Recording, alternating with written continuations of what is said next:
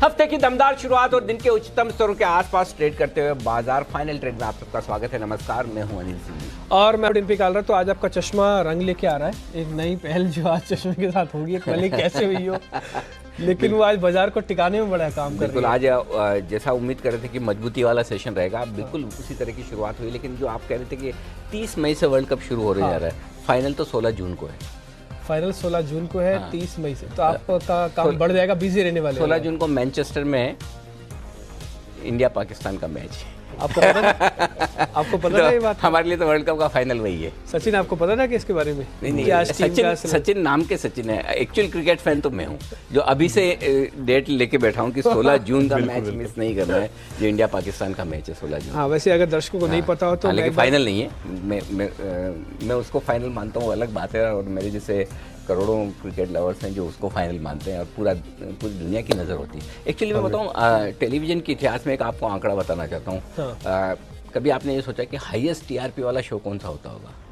सबसे ज़्यादा व्यूअरशिप जिसकी आती हो हिंदुस्तान में, वो है इंडिया और पाकिस्तान का क्रिकेट मैच किसी संडे के दिन। अच्छा, संडे या छुट्टी के दिन। उसकी टीआरपी को आज तक कोई मैच नहीं कर पाया। मतलब हिंदुस्तान में अगर लोग सबसे ज़्यादा किसी एक चीज़ को देखते हैं तो इंडिया पाकिस्तान का मैच संडे के दिन, इसलिए 16 जून की अहमियत है। अच्छा। तो आज टीम का ऐलान होगा, तो देखते हैं वर्ल्ड कप की टीम बनने वाली है। वैसे दर्शकों को अगर नहीं पता होगा तो मैं बता दूं, आप ने सचिन तेंदुलकर को भी शायद आउट किया होगा। शायद नहीं, पक्का किया है, शायद नहीं। शायद मैं वापस ले लेता हूं। आपने कब और कहां किया था, ये भी लगे हाथ बता दीजिए। 94 या 95 की बात है। एक फ्रेंडली मैच था जिसमें मैंने बॉल किया था, लेकिन वो भी बताऊं कि उसके बाद अंपायर ने उसे नो बॉल दिया था। फिर उसके बाद उन्होंने तीन एक हाथ से 3 बाउंड्री मुझे मारी थी, एक ही हाथ से, एक बैट से। फिर उन्होंने लगा अच्छा तूने मुझे बॉल किया ही है, मतलब कंटिन्यूस 3 बाउंड्री। फिर मैं समझ गया कि मैं वही सचिन तेंदुलकर के मैंने तो तुक्के में आउट कर दिया था। लेकिन क्रिकेट के लिए जो प्यार है वो तो है ही, इसमें कोई डाउट। क्रिकेट और सचिन आपको दोनों ही बहुत पसंद है। बिल्कुल। खैर, ये आज जब टीम का ऐलान हो जाएगा तो उसके बाद आपको सबसे पहले नाम, और न केवल टीम का एनालिसिस बल्कि इससे भी कुछ बढ़कर आपको जी बिजनेस की स्क्रीन पर जरूर दिखेगा। खैर, इस बीच हम पहले 5 बड़ी बातों के साथ कार्यक्रम की शुरुआत कर रहे हैं, फिर आगे कैसे बढ़ेंगे ये आपके सामने बात रखेंगे। पहले जरा 5 बड़ी बातें देख लीजिए, वो देखते हैं। पहली जज मार्केट तो एक रेंज में है, लेकिन रेंज में है, लेकिन रेंज के ऊपरी सिरे पर और बेहद मजबूती के साथ कारोबार करता हुआ दिख रहा है। ये देखिए 11,700 का ऊपरी लेवल है, एग्जैक्टली उसके पास पहुंचा है। 11,694 का हाई बनाया है। 30,150 का लेवल हमने बैंक निफ्टी पे कहा था, एग्जैक्टली 30,160 के आसपास का हाई बनाया है। तो कमोबेश ट्रेडिंग रेंज के ऊपरी स्तरों की तरफ ट्रेड करते हुए दिख रहे हैं। और मैं ये कहूँगा डिम्पी कि अगर यहाँ भी बंद हो जाए आखिरी 1-1.5 घंटे में और मजबूती ना भी बने तब भी चलेगा। लेकिन अब तक का जो एक्शन है वो बता दें। नतीजों के बाद टीसीएस ये लीडरशिप लेकर आ रहा है। टीसीएस में 4% के आसपास की जो मजबूती हुई वो बेहद काम की है, और इन्फोसिस 3% कमजोर होता हुआ दिख रहा है। छोटे मझोले शेयरों में शानदार खरीदारी होती हुई दिख रही है। लेकिन अब बचे हुए समय के लिए, और क्या हम 11,700 के नज़दीक 30,000 के ऊपर बैंक निफ्टी पर बंद हो पाएंगे या नहीं, ये सिर्फ और सिर्फ एक बात डिसाइड करेगी, और वो है 3 बजे मॉनसून को लेकर आने वाली पहली प्रेस कॉन्फ्रेंस आईएमडी की तरफ से। और खासतौर से स्काईमेट की प्रेस कॉन्फ्रेंस के बाद ये अनुमान बेहद ज़रूरी होगा। पहला अनुमान मॉनसून का आता हुआ दिखेगा आईएमडी की तरफ से, और अगर वो मॉनसून का अनुमान ठीक ठाक लगाते हैं तब तो ठीक, लेकिन वो भी अगर स्काईमेट की तरह ये कहते हैं कि दिक्कत है, अल नीनो के आने की संभावनाएं हैं, सूखा पड़ सकता है, मॉनसून सामान्य से कम रहेगा, तो फिर बाजार के लिए ऊपरी स्तर पर टिकना होगा मुश्किल। लेकिन पहले एग्री शेयर और फर्टिलाइजर शेयर मजबूत होते हुए दिख रहे हैं। ऑटो, मेटल, रियल्टी, आईटी, ये 4 स्पेस ऐसी है जहां दमदार खरीदारी आज के सेशन में। ठीक है। वैसे एक अनुमान मैं आपसे लगाने के लिए कहूँ तो क्या अनुमान लगा सकते हैं, मॉनसून कैसे रह सकते हैं? देखिए, ये लोग है ना सेफ चलेंगे, बहुत एग्रेसिवली नहीं बोलेंगे कि मॉनसून बहुत अच्छा है, बहुत अच्छा है। और उसकी वजह एक और है, आप ये देखिए डिम्पी की लो ऑफ एवरेजेस, आप पिछले लगातार 4 सालों से 5 सालों से बढ़िया मॉनसून देख रहे हैं। एक आध बीच में थोड़ा हल्का फुल्का निकल गया, तो उस लिहाज से भी आपको एक डर तो हमेशा ये रहता है कि लो ऑफ एवरेजेस से अब कभी भी मॉनसून थोड़ा धीमा पड़ सकता है। दूसरा, स्काईमेट जब एग्रेसिवली थोड़ा कमजोर मॉनसून का इरादा करता है, तो मुझे नहीं लगता कि आईएमडी बहुत एग्रेसिव होकर बोलेगा कि नहीं मॉनसून बहुत अच्छा है। अगर वो एवरेज मानसून भी बोल दे, मेरे ख्याल से मार्केट के लिए उतना भी काफ़ी है। एवरेज भी बोल दे कि नहीं नॉर्मल रहेगा मानसून, बहुत ख़राब नहीं बहुत अच्छा नहीं, तब भी चल जाएगा। लेकिन मुझे डाउट है कि बहुत अच्छा मानसून बोलने की वो गलती करेंगे इस वक्त। काफ़ी सारे लोग ये कह रहे हैं कि चुनावी साल है तो शायद ये थोड़ा प्रेशर भी रहता है कि आप एकदम से ऐसा सख्त ना बोले। ये कितना दम है इस बातों में? पता नहीं है वो, आई डोंट नो। मतलब बोलने से बारिश तो नहीं आ जाती। मैं तो ये मानता हूँ। और बारिश आने के पहले 23 में ही हो जाएगी। तो कोई क्यों प्रेशर डलवाने की कोशिश करेगा आईएमडी पे? मेरी समझ के बाहर है कि अगर मैं प्राइम मिनिस्टर हूँ तो मैं क्यों आईएमडी को बोलूँगा कि अच्छा मानसून बोलो, जबकि बारिश तो 23 मई के रिजल्ट के पहले आने वाली नहीं, चुनाव के बीच में आने वाली नहीं है। तो मेरे लिए न्यूट्रल है। मैं नहीं समझता कि ऐसा अगर कोई मानता तो सही है। बट हाँ, सिंपल चीज़ मेरे लिए इतनी है कि अगर आईएमडी कहता है कि नहीं सूखा पड़ने की संभावना नहीं है, नॉर्मल मानसून रहेगा, मेरे लिए उतना काफ़ी है। ठीक है, उम्मीद करते हैं ऐसा ही हो। देश के किसानों को थोड़ी और राहत मिले इस मानसून से, क्योंकि भारत एक कृषि प्रधान देश अभी भी है। भले ही हम अमेरिका से कई मामलों में भी जीत गए, लेकिन फिर भी कृषि प्रधान है। आगे कैसे बढ़ रहे हैं एक बार फटाफट से पहले ये देख लेते हैं, फिर मानसी हमारे साथ जुड़ेंगे, आपको कुछ इंपॉर्टेंट ट्रिगर्स भी बताएंगे। इस कार्यक्रम में खास क्या होगा जरा पहले जल्दी से ये देख लीजिए। थोड़ी देर में कल आपके अहम ट्रिगर्स आपके सामने रखेंगे। खबरों वाले शेयर्स होंगे, रिपोर्ट कार्ड मुनाफे का गार्ड, एक खास सीरीज हमने सुबह 10 बजे से शुरू कर रखी है। जिस कंपनी के अच्छे नंबर आने हैं उसी के बारे में सिर्फ हम आपको बता रहे हैं, ताकि आपका रिपोर्ट कार्ड नंबर से पहले तैयार हो जाए, आप टिक कर लें कि अच्छा नंबर आने वाला है। क्यों 40% तक उछला आज पीसी ज्वेलर्स का शेयर? आज और कल में 2 दिन में ऐसा क्या हो गया पीसी ज्वेलर्स के अंदर की 40% की तेजी आई? इसका विश्लेषण होगा। BTSTT का बिल्कुल तैयार है। हालांकि हमने समय लिख दिया 2:30 बजे, लेकिन जब भी एनालिस्ट को मिलेगा तभी से कार्यक्रम शुरू हो जाएगा। और ठीक 2:30 बजे हम अनिल जी से भी जानेंगे कि निफ्टी और बैंक निफ्टी को लेकर क्या रणनीति होनी चाहिए। खासकर अब क्योंकि ये वीक थोड़ा छोटा भी है, आपको पता है बृहस्पतिवार को वीकली एक्सपायरी, सिर्फ उसी दिन ही बाजार खुला और आज का दिन निपट जाएगा, तो फिर कल का सिर्फ ट्रेड रह जाएगा। बैंक से बेनिफिट, रिपोर्ट कार्ड मुनाफे का एक और कैसे रहे विप्रो के नतीजे, ये सब कुछ पूरा एक्शन हम आपके सामने रखने वाले हैं। और चुनाव से जुड़ा हुआ शेयर भी हम आपके सामने रखेंगे। खैर, मानसी आपको बता रही है कल के ट्रिगर्स, कल के इवेंट्स। मानसी बताएं आप। जी बिल्कुल डिम्पी, आज एक तो जेट एयरवेज की बैठक होने जा रही है एसबीआई के साथ। तो जेट एयरवेज और एसबीआई की इस बैठक के पर हमारी नजर होगी और क्या कुछ निकल कर आता है। खास तौर से फंडिंग को लेकर इस बैठक में सोच विचार होगा। तो जेट एयरवेज से जुड़ी ये इंपॉर्टेंट इवेंट है। साथ ही कल की अगर बात करें, माइंडट्री के लिए काउंटर ऑफर लाने का एक आखिरी दिन है कल। तो माइंडट्री से जुड़ी एक इंपॉर्टेंट इवेंट जिसका स्टॉक पर एक इम्पैक्ट पड़ता हुआ दिख सकता है। साथ ही आर इंफ्राटेल के खिलाफ एनसीएलटी में सुनवाई कर होने जा रही है, इस खबर पर भी हमारी नजर होगी। और अंत में विप्रो की बायबैक को लेकर एक बोर्ड बैठक होगी। और साथ ही कल ही के दिन विप्रो के नंबर्स भी आने वाले हैं। इनफैक्ट अगर रिजल्ट्स की बात करें तो कल विप्रो के ही नंबर्स है, जो कि मेजरली एक बड़ी कंपनी है जो कि नंबर्स अपने पेश करते हुए दिखेंगी। ठीक है, ये कुछ एक इंपॉर्टेंट ट्रिगर्स हैं जिनके बेसिस पर ध्यान रखें। उसमें विप्रो के बायबैक और इसके नंबर्स दोनों का एक ही डेट है, 16 तारीख, जो कि कल है। तो इसलिए थोड़ा सा ध्यान रखिएगा। जेट को लेकर भी न्यूज़ है और आज आईएमडी के बयान के आने के बाद आज का ट्रिगर और एक कल का ट्रिगर भी रहेगा, क्योंकि 3 बजे तो प्रेस कॉन्फ्रेंस होनी बाकी है। ठीक है मानसी, बहुत शुक्रिया आपका ये बताने के लिए। मेहमान इस बीच हमारे साथ जुड़ चुके हैं। मेरे साथ मुंबई स्टूडियो से सचिन उतेकर हैं, साथ ही साथ दिल्ली से मेरे साथ आशु मदान साहब जुड़ रहे हैं। कुणाल जी बंसल जी हैं हमारे साथ दिल्ली स्टूडियो से, उनसे हम बातचीत करेंगे। आप सबका बहुत बहुत स्वागत आज कार्यक्रम में। बिल्कुल, तो शुरुआत करते हैं बाजार की मजबूती के साथ। और इंडेक्स जब दिन के हाईएस्ट पॉइंट के आसपास ट्रेड कर रहा हो, 11,700 की तरफ बढ़ने की कोशिश कर रहा हो। और क्या आज तीसरी सबसे बढ़िया क्लोजिंग मिल सकती है? 11,738 28 अगस्त 2018 की और 11,713 2 अप्रैल 2019 की। और उसके बाद अगर आज 11,700 के ऊपर की क्लोजिंग मिल जाए तो कैसे याद रख लेते हो आप आंकड़े? हमको इतना ही याद रहता है हम बाजार तेज है या मंदा है या इतना है, लेवल से हो सकते हैं। मैं तो ये तो कभी नहीं कहता कि I eat drink and sleep Sensex और निफ्टी, लेकिन याद रह जाता है मुझे। याद रह जाता है, बस रह जाता है। तो ये सारे लेवल्स है जो आज एक अच्छी क्लोजिंग की तरफ इशारा कर सकते हैं। 11,713 के ऊपर क्लोज हुए तो अब तक की सेकंड बेस्ट क्लोजिंग मिलेगी और 11,738 अब तक की हाईएस्ट क्लोजिंग है, उस तरफ हम बढ़ रहे हैं। और मैं इसलिए कह रहा हूँ डिम्पी, ये याद इसलिए रहेगा कि 11,761 का जो हमने हाई बनाया ना, मैं उसे हाई मानता नहीं एक्चुअली। अच्छा। हमने निर्णायक तरीके से जो सेंसेक्स और बैंक निफ्टी पे हाई बनाकर क्रॉस किया, उसके ऊपर टिके, निफ्टी पर जस्ट छू कर आ गए, फॉर्मेलिटी की है कि हाँ जी हम आए थे। पॉइंट से हाई बना। हाँ, जैसे शादी में गए ना, लिफाफा दे दिया, निकल के तुरंत आ गए, रुके भी नहीं, खाना भी नहीं खाया, बातचीत भी नहीं की, एंजॉय नहीं किया। एग्जैक्टली वैसे ही। तो ये लिफाफा दे के आने वाली मामला है। तो इसलिए क्या अब नया हाई बनने की तैयारी में इस छोटे से हफ्ते में, जिसमें हमें सिर्फ और सिर्फ 3 दिन फिजिकली काम करना है और मेंटली तो 5 दिन आराम करना है। मतलब अभी से लोग छुट्टी के मूड में तो आ चुके हैं। तो आशु जी बताइए, क्या नया हाई बन जाएगा जब छुट्टियों के मूड में होंगे लोग?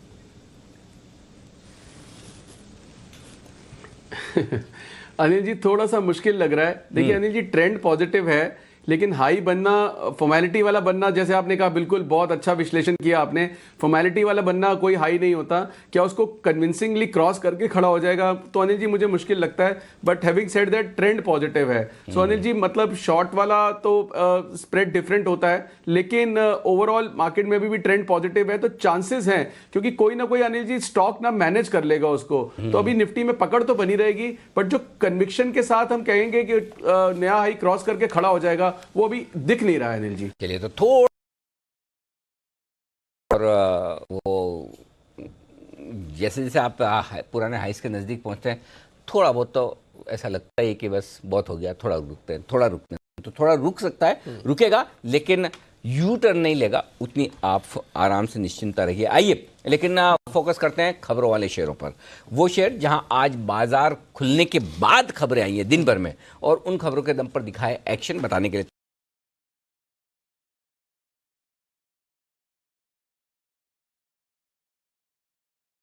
बताइए। सबसे पहले यहाँ पे जो डेट थी वो डिसाइड हो गई है, 24 अप्रैल को ये राइट इशू खुलेगा, और ये जो रेशियो है ये भी यहाँ पे कंपनी ने अपडेट किया है। हर 67 शेयर्स के सामने आपको 19 शेयर्स राइट इशू के मिलते हुए दिखेंगे। ये अपडेट यहाँ पे भारतीय एयरटेल पर आता हुआ दिखा है। 220 रुपये प्रति शेयर पर राइट इशू कंपनी जारी करेगी। स्पाइस जेट भी आज फोकस में है, जहाँ पे कंपनी के मैनेजमेंट ने कहा है कि मुंबई से नई अंतर्राष्ट्रीय उड़ान शुरू करेगी। सबसे पहले ये जो अंतर्राष्ट्रीय उड़ान है वो दुबई और हांगकांग के लिए शुरू करेगी। साथ ही टाटा मोटर्स, यहाँ पे सूत्रों के हवाले से एक खबर आती हुई दिखी है कि जेएलआर में कंपनी ने 5000 कर्मचारी की यहाँ पे छटनी की है, जो काफ़ी पॉजिटिव यहाँ पे जेएलआर के लिए। और टाटा मोटर्स भी आज करीब 5% की तेज़ी के साथ ट्रेड करता हुआ दिख रहा है। शिमर एंटरटेनमेंट ये दूसरा स्टॉक है जहाँ पे नज़र रखनी चाहिए। कंपनी ने लगभग डोमिनिश प्रोडक्शन में करीब 50% हिस्सा खरीदने के लिए बोर्ड से मंजूरी मिली है, और कंपनी यहाँ पे करीब 9 करोड़ का निवेश करेगी। और साथ ही आज बड़े सौदों पर नज़र कर लेते हैं, जहाँ पे बहुत सारी एक्शन है। पीसी ज्वेलर फिर से एक बार करीब 11.5 लाख का एक बड़ा सौदा हुआ है, 121 से लेकर 122 रुपये प्रति शेयर के बीच में। साथ ही क्रॉम्पटन ग्रीव्स कंज्यूमर यहाँ पे 13 लाख शेयर का सौदा हुआ है 234 रुपीज़ पर। और अशोक लेलैंड और नैल्को यहाँ पे भी बड़े सौदे हुए हैं, 10 लाख शेयर्स के। अशोक लेलैंड 96 पर हुआ है, और नैल्को की बात करें तो 56 रुपीज़ प्रति शेयर पर, ये के साथ 10 लाख शेयर का सौदा हुआ है। यहाँ पे भी एक्शन दिख रहा है। ठीक है, ये कुछ एक खबर वाले शेयर्स हैं।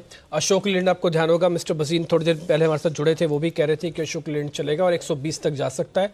उस दिन से क्या रुका तो नहीं है, चल भी रहा है। आज वो शेयर्स भी आपको चलते हुए दिख रहे हैं स्क्रीन पर, जरा वो दिखेंगे जो कई सालों से रुके हुए हैं, जैसे कि एबी कैपिटल, आइडिया। हालांकि आइडिया बहुत टूट के नीचे आया, लेकिन आज 7% ऊपर है। एबी कैपिटल आज सुबह सुबह डीडी शर्मा साहब हमको कह रहे थे ये शेयर 4% ऊपर है। कोल इंडिया के अंदर आज शुरुआती गेन मिला, ये शेयर 3.5% ऊपर है। आशु, इसमें से कोई शेयर खरीदना है? एबी कैपिटल, वोडाफोन, आइडिया या फिर कोल इंडिया?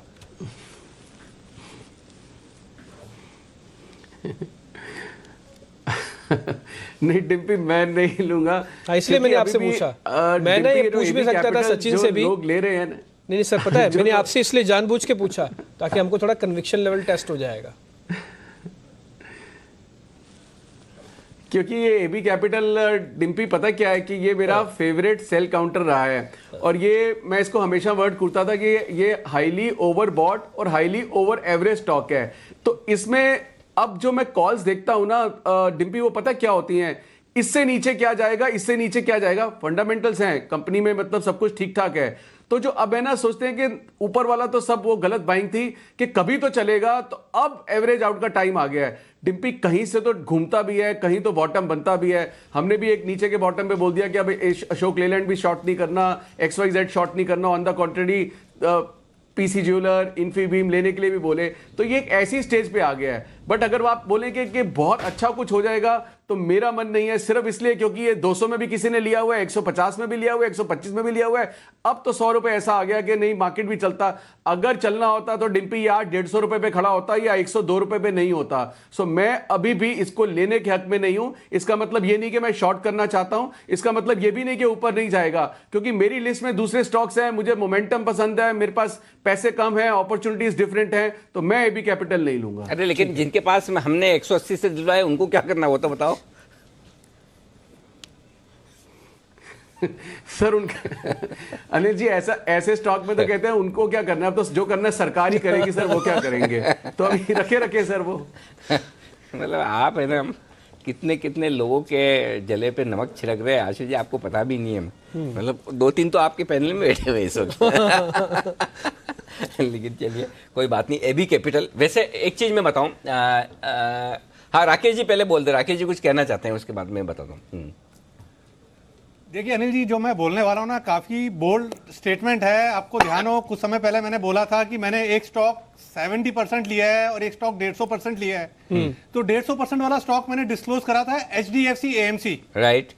और अनिल जी 70% वाला स्टॉक मेरा है एबी कैपिटल, जिसको मैंने 90-92 रुपए पे लिया है। अनिल जी 10% 3-4 महीने हुए हैं, 3-4 महीने में 10% का इजाफा है, और अगले 6 महीने में अनिल जी ये स्टॉक 140 प्लस देखने को मिलेगा। और सुबह जैसे बात हुई थी कि बॉटम लग चुका है, मुझे भी लगता है बॉटम लग चुका है, एक अच्छी खासी रैली देखने को मिलेगी। और अनिल जी काफी बोल्ड स्टेटमेंट है।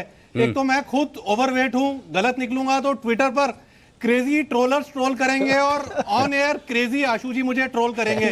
तो उस ट्रोलिंग को मद्देनजर रखते हुए अनिल जी मैं इतना बोल्ड स्टेटमेंट दे रहा हूं, ये स्टॉक अनिल जी चलेगा। एक मिनट देखिए, पहली बात तो ट्विटर पे क्रेजी ट्विटर ट्रोलर्स नहीं होते, वो होते हैं ट्विटर टेररिस्ट जो आपके वॉल पे आके आतंक मचाते हैं, पहली बात। दूसरी बात, मैं आपको एक रिसर्च भेजूंगा और वो रिसर्च आप पढ़िएगा। देखिए आशु जी आप भी देखिएगा, शायद हो सकता है उसके बाद आपकी आदित्य बिरला कैपिटल के बारे में राय बदले, क्योंकि जब हम रिसर्च गुरुकुल कर रहे थे NBFCs पे मैं और वरिंदर, तो उस पर हमने जो रिसर्च निकाली थी, उस रिसर्च में हमें ये समझ में आया कि बेस्ट ना भी कहें तो अगर आप टॉप 2 या 3 NBFC अगर इस वक्त हिंदुस्तान में आप देखना चाहते हैं तो वैल्यूएशन, प्राइस और कारोबार पेरेंटेज वगैरह के हिसाब से एबी कैपिटल उसमें फिट बैठता है। तो फंडामेंटली तो ठीक है, अब प्राइस वाली चीज़ अपनी जगह कब आएगी कब नहीं आएगी तो गलत तो हम पहले भी पढ़े हैं, अभी पढ़ सकते हैं, उसमें कोई बड़ी बात नहीं, लेकिन हाँ भाव से बुरा नहीं है ये कह सकते हैं। करेक्ट। तो ये रिसर्च मैं आपको आशु जी आपको भी भेजूंगा और राकेश जी आपको भी भेजूंगा, दोनों जने ये फंडामेंटल रिसर्च देगा। जी आशु सर बोलिए। सो अनिल जी 2 चीजें जस्ट टू क्लैरिफाई, जो राकेश जी ने बोला, मैंने ये कहा कि ये इसका मैं नहीं लूंगा, इसका मतलब ये नहीं इसका भाव नहीं बढ़ेगा। अनिल जी परसों अगर मैं एबी कैपिटल लेता या पीसी ज्वेलर लेता, पीसी ज्वेलर 12% बढ़ गया है। Correct. और आज भी मेरे पास 2 ऐसे स्टॉक होंगे कैश के जो मैं लेना चाहूंगा। तो मैं ये नहीं कह रहा हूं कि एबी कैपिटल खराब है, मैंने ये कहा मैं नहीं लूंगा। और दूसरी तरफ जो राकेश जी ने मेरा नाम लेके ट्रोलिंग के लिए बोला है, तो सर मैं तो बहुत मतलब अब तो बहुत कंट्रोल करता हूं। अगर ये ऐसे प्रॉम्प्ट और मुझे प्रोवोक करेंगे तो मेरी लिस्ट बहुत लंबी है इनके लिए अभी रिसेंटली। ऐसे मत बोले मेरे। नहीं कहीं कहीं है ना, वो आपने दुखते रख पे हाथ रखा है, ये बात तो पक्की है। चलिए आगे बढ़ते हैं और इस वक्त फोकस करते हैं उन स्टॉक्स पे जहां पर एक्शन भरपूर है। और उससे पहले लेकिन एक BTS डबल टी उसका बिगुल है, बिगुल बजा दीजिए फिर बताते हैं। और हमेशा की तरह ओपनिंग बैट्समैन के तौर पर सचिन जी हैं तैयार। सचिन जी 2020 है या वनडे टेस्ट मैच कौन सा? 2020 है। 2020, अरे बहुत ही बढ़िया, जमाना ही 2020 का चल रहा है। बताइए सर। ग्रासिम खरीदारी करने की सलाह है। इनफैक्ट कल का अगर हम डेटा देखें तो स्टॉक ने एक spinning top kind of formation बनाया था। ये भले स्पिनिंग टॉप, घूमता हुआ टॉप। हाँ अच्छा। तो इस पर्टिकुलर स्विंग, इस पैटर्न के स्विंग को अभी ब्रीच किया है। एंड जिस तरीके से अभी मोमेंटम है, मुझे लग रहा है 888 फ्यूचर्स के लेवल्स है, उधर तक ये पर्टिकुलर मूव एक्सटेंड हो सकती है। तो 867, 866 के आसपास लेने की खरीदारी करने की सलाह है। नीचे 859 का स्टॉप लॉस मैं रेकमेंड कर रहा हूँ फ्यूचर्स में, यहाँ पे लॉन्ग पोजीशन बनानी चाहिए ग्रासिम में। और टारगेट 888 888 38, ये ठीक है, नंबर याद रह जाएगा। परफेक्ट, ठीक है। तो एक बार ग्रासिम पे रखे ध्यान, ये एक अच्छा आपको शेयर चलता हुआ दिख रहा है। ठीक है, कुछ एक और शेयर्स पे आगे बढ़ते हैं। इस बीच एक रिसर्च भी हमें आपके सामने रखनी है। मैं रिसर्च से मतलब मैं ये जो स्पिनिंग टॉप बोला ना, मैं सोचो इसको समझ लूं क्या? बिल्कुल समझो सर, हैं? बिल्कुल। कुणाल जी जरा इसको समझा पाएंगे आप? स्पिनिंग टॉप, ये घूमता हुआ टॉप, ये क्या होता है? अरे देखिए, स्पिनिंग टॉप अगर आपने एक खिलौना होता है, लट्टू कहते हैं उसको। हाँ मैंने बहुत किया है, वो चलाया हुआ है। स्पिनिंग टॉप कहते हैं। हाँ लट्टू तो चलाया हुआ बहुत, वो ऐसा धागे से फेंक के ऐसे करते हैं। जो देखने में लट्टू, जो लट्टू जैसी दिखती हो कैंडल, जिसमें कि छोटी सी विक्स होती है, छोटी शैडो होती है और छोटी सी बॉडी होती है, उसको कहते हैं स्पिनिंग टॉप। अच्छा, मैं पहले जितने ही कंफ्यूज अब भी हूँ। मतलब लगता है मेरी बेसिक्स अभी तक, चार्ट वाली बेसिक्स मेरी ठीक नहीं हुई। पर्टिकुलर फॉर्मेशन की अहमियत यही है कि जो विक्स होते हैं, विक्स एज एन शैडोज जो होते हैं, वो शैडोज दोनों साइड इक्वल होते हैं। अच्छा, तो उस दिन का सेशन जो था वो किसी एक पर्टिकुलर पार्टी के हाथ में नहीं था। इनफैक्ट दोनों ने इक्वली वहां पर कुश्ती की। कुश्ती की थी। हाँ। बट ऐसे कोई डिसाइसिवली कोई एक विनर नहीं था। एंड अगर इस पर्टिकुलर पैटर्न के बाद जिस साइड पे जिस डायरेक्शन में वो ब्रेकआउट हो जाता है, जनरली वहां पर एक फॉलो थ्रू मोमेंटम आ जाती है। अच्छा ऐसा है, ठीक है। ठीक है। जरा आगे बढ़ते हैं। इस बीच हम आपके सामने वो शेयर भी रखने वाले हैं जो कि हमने रिपोर्ट कार्ड के तौर पर आपके सामने रख रहे हैं, यानी कि ऐसा शेयर जिसके नंबर्स अच्छे आ रहे हैं। सुबह 10 बजे से सीरीज लगातार जारी है। अभी एक और शेयर है, तो बिगुल के साथ कुशल से जानते हैं एक और शेयर।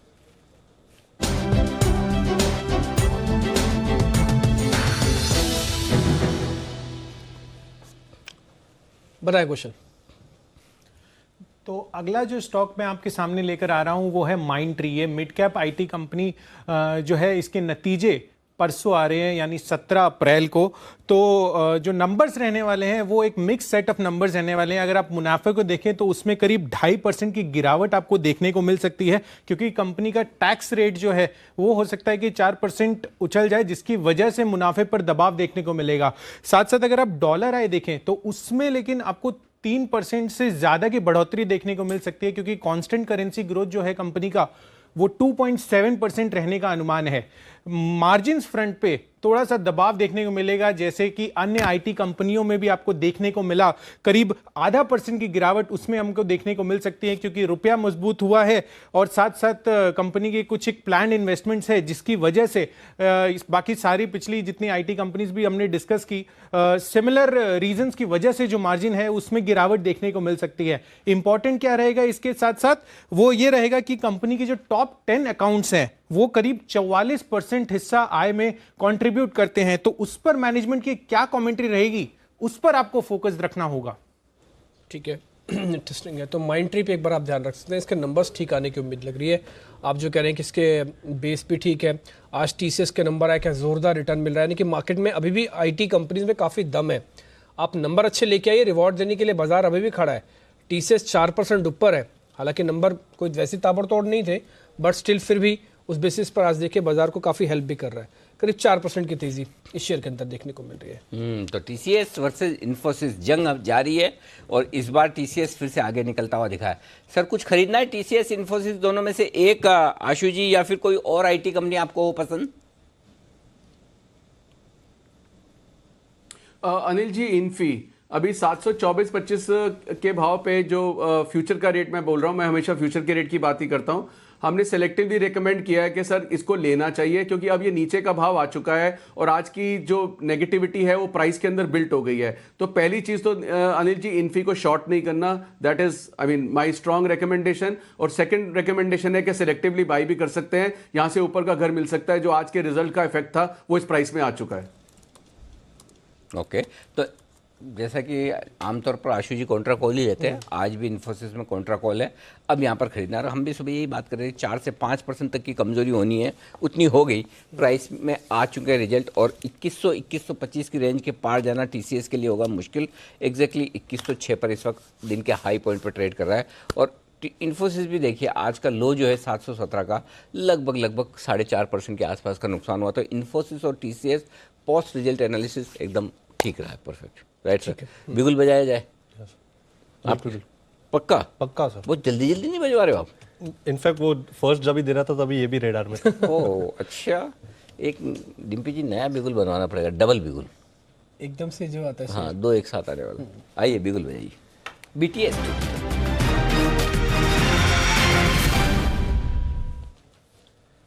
बताइए सर। टाटा एलेक्सी काफ़ी अच्छा लग रहा है। इनफैक्ट जिस तरीके से स्टॉक में अभी इमीडिएटली मोमेंटम बना है, मुझे लग रहा है 1030 जो इसका 200 डे एक्सपोनेंशियल मूविंग एवरेज है, आई थिंक वहाँ तक ये पर्टिकुलर मूव एक्सटेंड हो सकती है। 994 के आसपास इसका फ्यूचर्स अभी कोट कर रहा है। स्टॉप लॉस इस पर्टिकुलर ट्रेड के लिए थोड़ा सा लंबा होगा, 978 का एंड 1030 का एक टारगेट होगा। ओवरऑल अगर हम इस पूरे स्ट्रक्चर को देखें तो 945 से लेके 980 इस पर्टिकुलर जोन में काफ़ी समय इस पर्टिकुलर स्टॉक ने निकाला है शॉर्ट टर्म में, और मोमेंटम के लिहाज से जिस तरीके से RSI पे कन्वर्जन हुआ है, मुझे लग रहा है यहाँ पर ब्रेकआउट की तैयारी हो रही है। तो 1030 तक ये पर्टिकुलर मूव एक्सटेंड हो सकती है फ्यूचर्स में, और यहाँ पर लॉन्ग पोजीशन बनानी चाहिए। ठीक है। तो एक बार टाटा एलेक्सी पे लॉन्ग पोजीशन बनाए जा सकते हैं। अभी चल रहा है शेयर, इनफैक्ट कल से यानी कि फ्राइडे से अच्छी स्ट्रेंथ दिखाता हुआ शेयर दिख रहा था। आज वापस इसने गति पकड़ी है, स्पीड पकड़ लिया। अभी ऑलमोस्ट डे हाई पे 2.5% की तेज़ी के साथ ये अब शेयर ट्रेड करता हुआ दिख रहा है। ठीक है, इस बीच एक और शेयर भी है आज सुबह जिसके बारे में हम चर्चा भी कर रहे थे, वो था सीएट। आज सुबह सुबह इसने जिस लेवल को पार करना था वहाँ से थोड़ा रुका, नीचे आया और वापस दिन के ऊपरी स्तरों पर वापस आने की कोशिश कर रहा है। सुबह का भूला अगर शाम को वापस घर आ जाए तो इसको भूला तो नहीं कहेंगे ना कुणाल जी? ये फिर से चलेगा ना? सुबह 28 से आ गए थे नीचे, और सुबह इसको चलने के पीछे एक वजह और भी है, जो आज बाय कॉल सीएट पर दिया था सुमित बागड़िया जी ने। उन्होंने 10 की कमाई के अंदर ही 10 की कमाई में बैक टू बैक 10 की कमाई के कह रहे थे कि आंकड़ा अच्छा है। हमारी बुक्स में उस समय ये ब्रेकआउट जैसा कैंडिडेट भी था। शेयर वापस तो आ गया है लेकिन एक ब्रेकआउट रह गया था। खैर इस बीच निफ्टी 11,700 के पार भी हो गए। तो सर आपकी स्ट्रेटजी भी है इस बीच? बस तैयार है, बस डेटा बस कुणाल जी से पता कर लूँ जरा इसके बारे में। कुणाल जी क्या करना है इसका सीएट में? देखिए डिम्पी, सीएट में एक रेजिस्टेंस है 1140 रुपए की, और अगर आज आप देखें तो आज का हाई 1135 के आसपास है। तो जैसे ही उस रीजन में ये जाता है 1140 के करीब आने लगता है, वैसे ही आप इसमें सेलिंग का दबाव देखते हैं। तो मुझे लगता है कि 1140 का लेवल टूट जाए तब मुझे लगता है कि इसको खरीदें। आज अगर आपको याद हो डिम्पी, सवेरे हम बालकृष्ण इंडस्ट्रीज की भी बात कर रहे थे और लगभग वैसा ही चार्ट सीएट का भी है। दोनों ही काउंटर्स एक रेजिस्टेंस फेस कर रहे हैं। जब तक ब्रेकआउट ना आए तब तक मेरी खरीदारी की राय नहीं है। जिन्होंने आज सवेरे खरीदा मुनाफे में है, एक बार के लिए निकल जाना चाहिए। ठीक है, एक बार मुनाफा है तो एक बार निकल जाए, नहीं है तो भले ठीक है, आप इस शेयर के साथ बने रह सकते हैं। मुझे ऐसा क्यों लग रहा है कि आपको थोड़ी निराशा सी महसूस हो रही है? मुझे ऐसा लगा आपसे जैसे कुणाल जी ने आपके गरम गरम तवे पे ठंडा ठंडा बर्फ का पानी तो नहीं डाला, हाँ, लेकिन बर्फ का पानी गिरा, बर्फ ही गिरा दी, पानी जरूर छिड़क दिया, बर्फ गिरा दी, ऐसा फील तो ऐसा आया मुझे। नहीं सर ऐसा नहीं है कि हाँ पानी तो जरूर छिड़का है। असल में मेरे को आज सुबह ही ऐसा लग रहा था कि शेयर चलना चाहिए। हमने सबसे पहले नोटिस किया था, हमने सुबह सुबह MRF नोटिस किया था, उसके बेसिस पर हमको सारे टायर कंपनीज एकदम से दिखे। फिर जब कुणाल जी ऐसा क्यों कि आपको अपना बालकृष्ण तो पसंद है, दूसरों का सीएट पसंद नहीं, ऐसा क्यों? नहीं अनिल जी, बालकिशन भी मेरा नहीं है, वो भी डिम्पी जी का है। अच्छा तो मेरा देखिए अनिल जी, बिल्कुल आपने सही फरमाया। देखिए जब कई बार डिम्पी जी बहुत उत्साह के साथ कोई सवाल करते हैं और मैं उसमें कह देता हूं कि फला लेवल टूटेगा उसके बाद खरीदें, अभी ना खरीदें, तो मुझे एक अजीब सा मजा आता है। मतलब डिम्पी जी के साथ ये करके वाकई में मजा आता है, क्योंकि बहुत उत्साहित होते हैं डिम्पी जी, फिर उनका उत्साह कम हो जाता है। उसे अंग्रेजी में कहा जाता है सैडिस्टिक प्लेजर। सर ये उत्साह कम मत कीजिए, पहली बड़ी मुश्किल से उत्साह जोड़ जोड़ के लाते हैं आप, उसको एक झटके में कम कर देते हैं। दूसरों को उत्साह से ही तो चल रहे सर आजकल। दूसरों को तकलीफ में देख के जो मजा आता है उसको सैडिस्टिक प्लेजर कहा जाता है इंग्लिश में। नहीं वो मजाक की बात है, ऐसा बिल्कुल भी सोचते नहीं है कुणाल जी को वही कहते हैं जो उन्हें लगता है। तो चार्ट्स पे शायद अभी संकेत थोड़े और मजबूत होना बाकी है डिम्पी। इस बीच बस मुझे अब सिर्फ आप 2 मिनट दीजिए, मेरी स्ट्रेटेजी ऑलमोस्ट तैयार है। ठीक है, लेकिन इस बीच मेरे पास 1-2 शेयर और है पता करने के लिए, जरा मैं उसके बारे में पता कर लूँ। आज ये आशु सर, ये टाटा मोटर्स में और कितना चलना बाकी रह गया है? ये 180-185 से ऐसा चला सीधा 230 नॉन स्टॉप। ये तो इसकी फितरत में भी नहीं है। आधे लोग तो इसलिए नहीं ले पाए कि उनको लगता था कि 5% 6% नीचे आ जाएगा तब ले लेंगे। आधे लोग तो इसी गफलत में ही नहीं ले पाए इसको। हाँ बिल्कुल ठीक कह रहे हो डिम्पी। और जो हमारी बात हुई थी यही था कि जो पिछले 1 साल के जो टॉप स्टॉक्स में ओवरबॉट में था, वो लास्ट स्टॉक टाटा मोटर रह गया था जब हम बोल रहे थे कि 205-10 एक ऐसा भाव है, यहीं से नीचे पलटता है। अगर ये क्रॉस कर गया तो ये भी येस बैंक के पैटर्न की तरह चलने लग जाएगा और धीरे धीरे जितने भी टायर्ड बुल्स हैं या जो थक चुके हैं या जिनकी पेशेंस टेस्ट हो चुकी है वो निकलेंगे। तो वही सिचुएशन हो रही है और मुझे लगता है कि स्ट्रेंथ बनी रहेगी। डिम्पी एक कॉल देना चाहता हूं, मैं थोड़ा वेट कर रहा था लेकिन भाव नीचे आ गया है, तो मुझे लिमिटेड नहीं फुल इंटरवेंशन कुणाल जी की चाहिए होगी, क्योंकि मैं 534-35 से टारगेट कर रहा था LIC हाउसिंग को शॉर्ट करने की, बट वो रुक ही नहीं रहा, वो मतलब और नीचे नीचे आता जा रहा है, 530 रुपए फ्यूचर पे आके खड़ा हो गया है। तो मुझे इसमें एक ब्रेकडाउन नजर आ रहा है LIC हाउसिंग फाइनेंस के अंदर। काफी मुझे कई दिनों से इसको मैं टारगेट पे लगा के बैठा हूं, क्योंकि मुझे कहीं ना कहीं NBFC में लग रहा था कि ये एक वीक लिंक है ये। तो कुणाल जी विद फुल इंटरवेंशन क्या इसको इस लेवल पे ही शॉर्ट करना चाहिए या बाउंस पे करना चाहिए, और अगर अभी करना चाहिए तो स्टॉप लॉस क्या होना चाहिए? कुणाल जी एक सवाल ये है, और अनिल जी मुझे आपसे और भी बात करनी है इसके बाद LIC के बाद। हाँ, बिल्कुल बिल्कुल। पहले LIC का तो पता कर लें सर।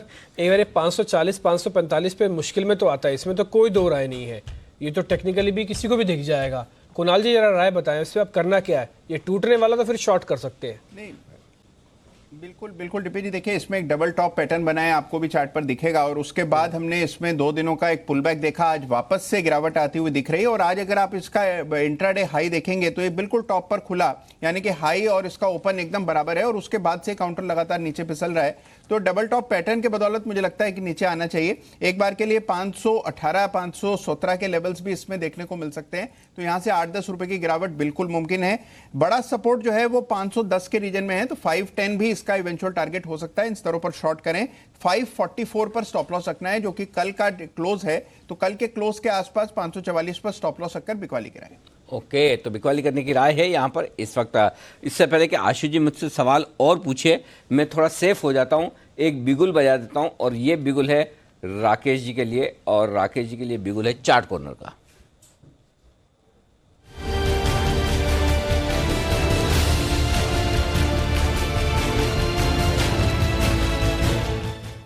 बताएं सर।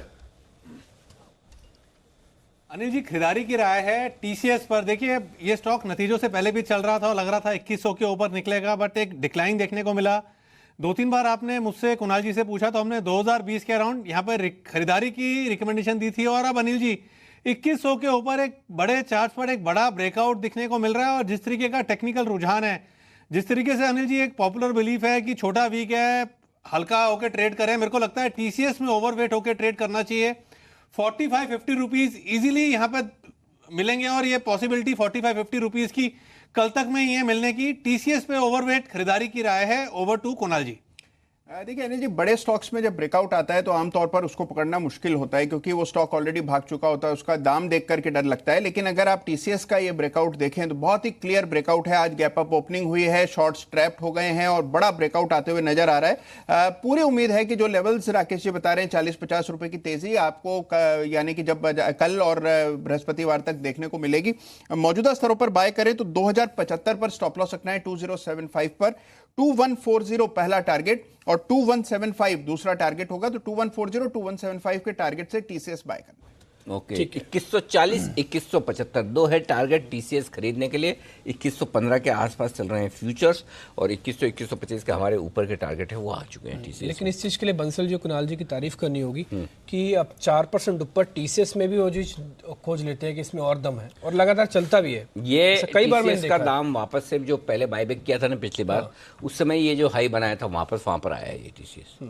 ऑलमोस्ट मेरे ख्याल से 52 हफ्तों के ऊंचे ऊपरी स्तरों पर ही है ये TCS। लगभग हाँ 10-15 रुपए नीचे होगा शायद मेरे ख्याल से।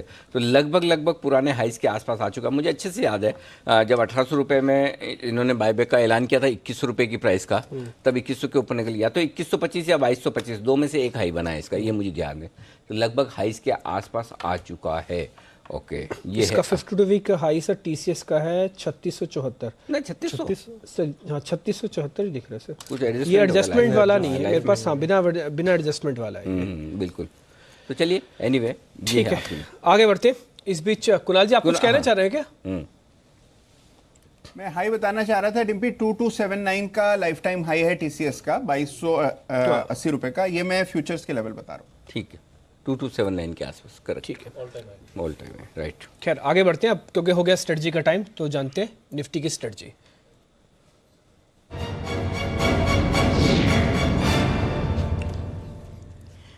एक बार जरा इंटरनेशनल मार्केट्स भी देख लेते हैं। कैसे याद रह गया? नहीं सर, याद है, अब मैं भूलता नहीं हूँ, अब मैं अच्छी तरह से याद।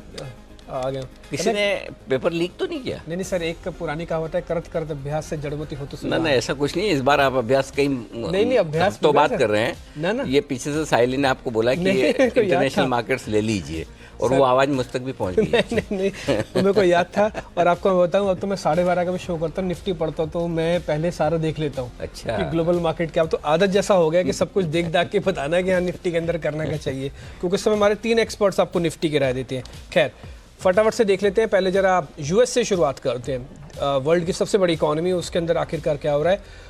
डॉ फ्यूचर्स करीब 22 पॉइंट की बढ़त के साथ, नेस्डेक का फ्यूचर्स फ्लैट है। ये ठंडा है, सुस्त है, सुबह भी ऐसा ही चल रहा था इसके अंदर।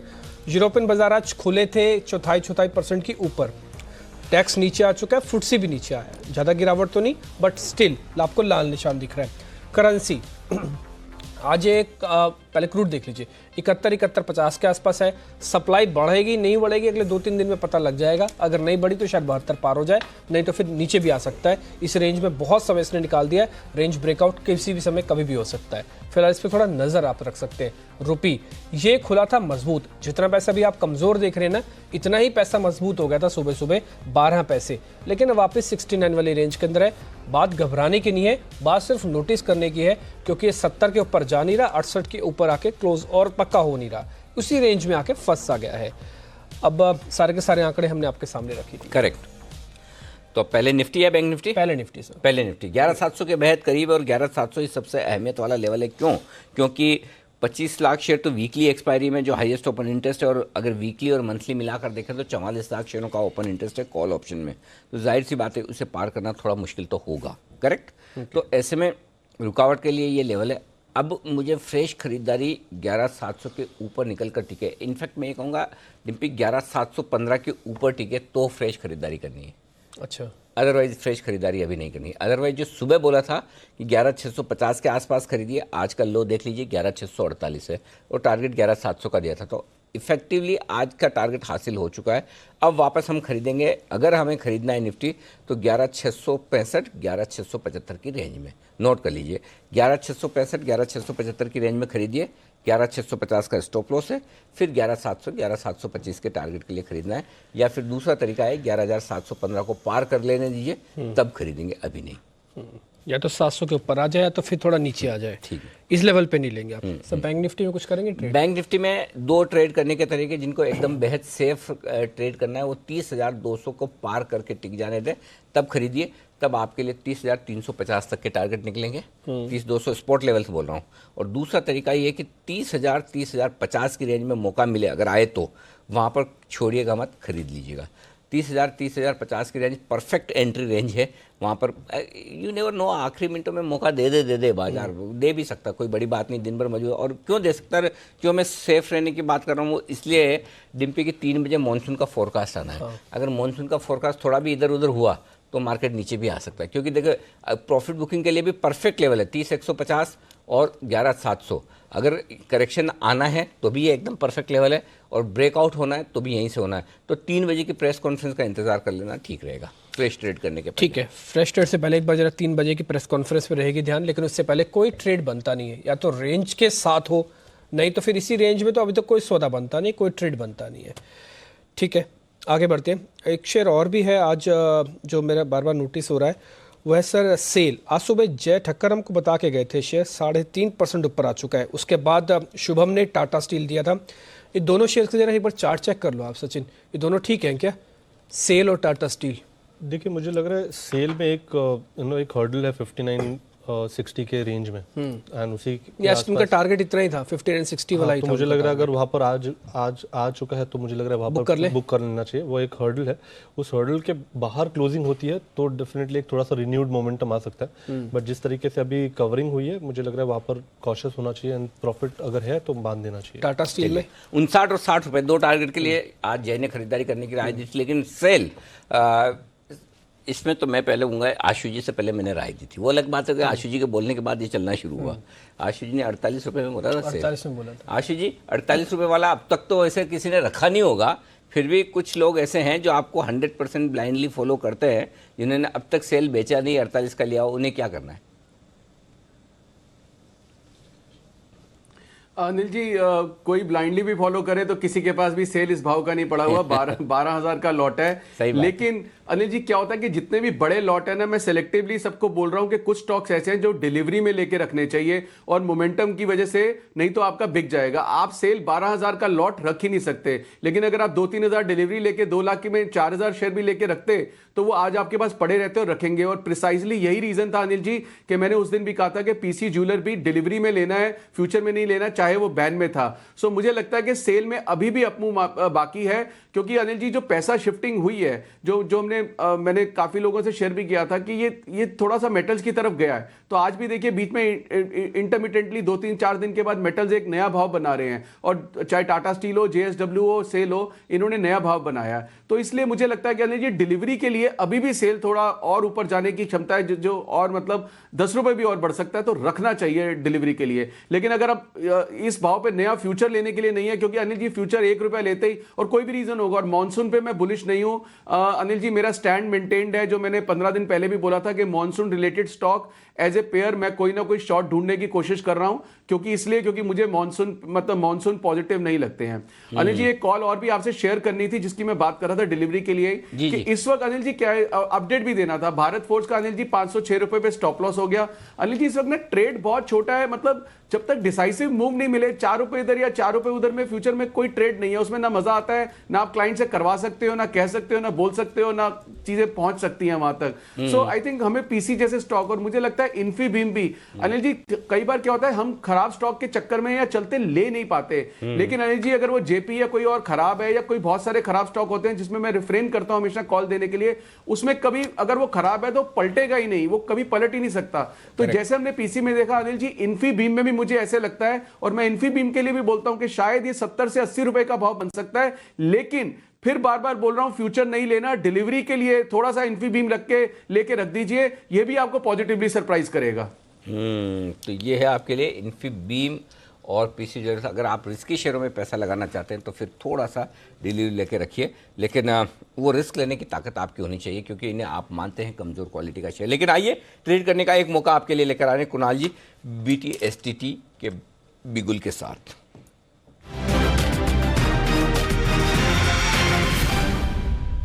बताएं कुणाल जी।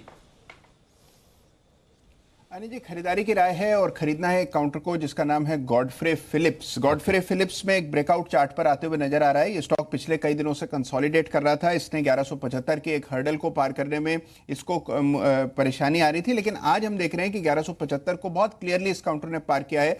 बड़े मोमेंटम में ये स्टॉक है, और मुझे लगता है कि नए हाइस बनाने के लिए ऊपर जा रहा है। मौजूदा स्तरों पर गॉडफ्रे फिलिप्स को बाय करें।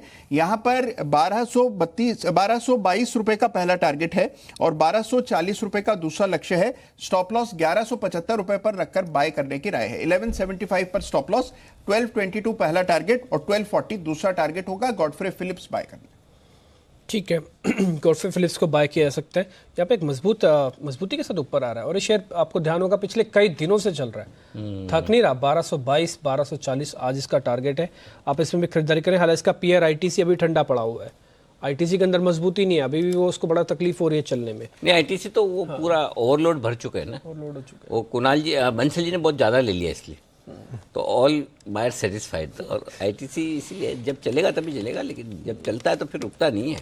लेकिन एक स्टॉक जो बिल्कुल रुकने का नाम नहीं ले रहा है, उसके तेजी की 2 बड़ी वजह है, और स्टॉक का नाम है पीसी ज्वेलर्स, जिसे आमतौर पर आप पुट कॉल ज्वेलर्स कहते हैं। ठीक है, क्योंकि इसे पुट या कॉल के जरिए ट्रेड फ्यूचर में नहीं ले सकते आप, फ्यूचर में बहुत रिस्की है, या तो बैन में होता है या रिस्की बहुत होता है। जब भी बैन में होता है तब आप फ्यूचर खरीद नहीं सकते, हालांकि पुट कॉल भी नहीं खरीद सकते, लेकिन बैन से बाहर निकलते ही वॉलेटाइल बड़ा हो जाता है। लेकिन 2 बड़ी वजह जिसकी वजह से ये तेज है।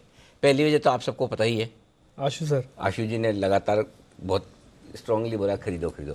दूसरी वजह क्या है ये बताने के लिए हमारे साथ है हमारे रिसर्च एनालिस्ट संदीप ग्रोवर। संदीप बताइए दूसरी वजह। दूसरी वजह बताऊंगा, लेकिन पहली वजह जो है ना उसमें थोड़ा सा जोड़ना चाहूँगा। ये जो आप कह रहे हैं ना कि आशु जी ने कहा था खरीदने के लिए, तो मैं अभी भी सुन रहा था, मैंने पहले भी सुना था, वो कह रहे थे कि डिलीवरी में लेना है, फ्यूचर में नहीं लेना है। और जिन्होंने डिलीवरी ली है ना, पता नहीं हमारे दर्शक या तो कौन से निवेशक इन्होंने डिलीवरी ली है, लेकिन एक एफपीआई ने इनको बहुत गौर से सुना है। उन्होंने 1 बार नहीं 2 बार डिलीवरी ली है। ओके, वो कार्लिना नाम की एफपीआई है। देखिए उन्होंने 2 बार डिलीवरी जो ली है ना, उसमें 3.25% के आसपास की हिस्सेदारी खरीदी है। और उसमें देखिए 10 अप्रैल को उन्होंने जो शेयर खरीदे थे वो 95 रुपये के आसपास खरीदे थे। उस समय उन्होंने 37 लाख खरीदे थे शेयर, और 12 अप्रैल यानी कि शुक्रवार को फिर से उन्होंने, शायद आशु जी को कहीं सुना होगा, उन्होंने उससे भी बड़ी क्वांटिटी, जो 10 अप्रैल को उन्होंने खरीदारी करी थी उससे ज़्यादा बड़ी क्वांटिटी खरीदी, 46.5 लाख शेयर उन्होंने खरीदे, और जो भाव था वो 106 रुपये के आसपास का था। तो नेट अगर आप देखें तो करीब 80-85 लाख शेयर हैं, 3.25% के आसपास की हिस्सेदारी ये बनती है, जो कि कार्लिना नाम की जो एफपीआई है उन्होंने ही 2 दिन में ही लगातार अगर आप देखें तो बल्क के जरिए खरीदी है। और उसके बाद से देखिए 4 दिन का अगर आप चार्ट देख लें इसका, तो करीब 40% के आसपास के रिटर्न स्टॉक ने पिछले 4 दिन में ही डिलीवर किए हैं। एक तो वजह ये है। दूसरी रही बात कि कर्ज की बात, जो मैनेजमेंट पहले ही कह चुका है कि हम 500 करोड़ रुपए से अपना बैंकों में एक्सपोजर जो कम करना चाहते हैं। Q3 में 300 करोड़ कम हो गया था, और इस बार के जब नंबर्स आएंगे तो अपडेट आ जाएगा, शायद 500 करोड़ से बड़ा नंबर ही सामने आता हो देखे। और तीसरी बात अगर आप देखें, ये पूरा सेक्टर अगर आप देखें, ज्वेलरी सेक्टर की जहाँ तक बात है तो बहुत कम ऐसे सेक्टर की बात होती है, लेकिन अगर आप पूरे सेक्टर में देखें तो सबसे सस्ता शेयर आपको नजर आएगा। अगर आप पिछले 12 महीने के ईपीएस के आंकड़े भी जोड़ लेना तो आप टाइटन को देख लीजिए, थंगा मिल को देख लीजिए, टीबीजी को देख लीजिए, जो कि टिकट साइज के हिसाब से आपको सबसे छोटा नजर आएगा, लेकिन उसके बावजूद भी आप देखिए पीसी ज्वेलर आपको सबसे सस्ता नजर आएगा। जो 40% का मूव आया भी है ना पिछले 4 दिनों में, उसके बाद भी देखिए शेयर आपको 10 गुना के जो पी मल्टीपल है उसके आसपास नजर आएगा।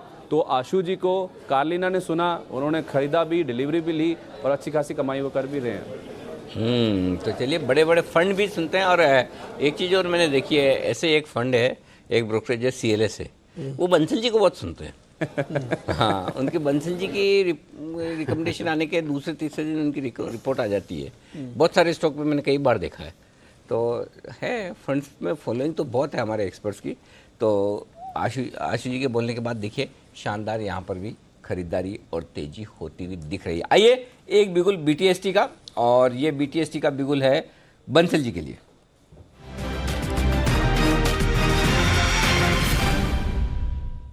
बंसल जी, ऐसा कुछ है कि अगर एक कुणाल जी ने BTST दे दिया तो मेरा कैसे नहीं हुआ, तो फिर मुझे भी देना है? पहले तो हम दोनों के बीच में समझौता हुआ था कि सिर्फ चार्ट कॉर्नर दोनों मिलके देंगे, फिर आप चार्ट कॉर्नर दिया, लेकिन अलग से BTST कुणाल जी ने क्यों दे दिया तो अब मैं भी दूंगा, ऐसा तो कुछ नहीं है ना?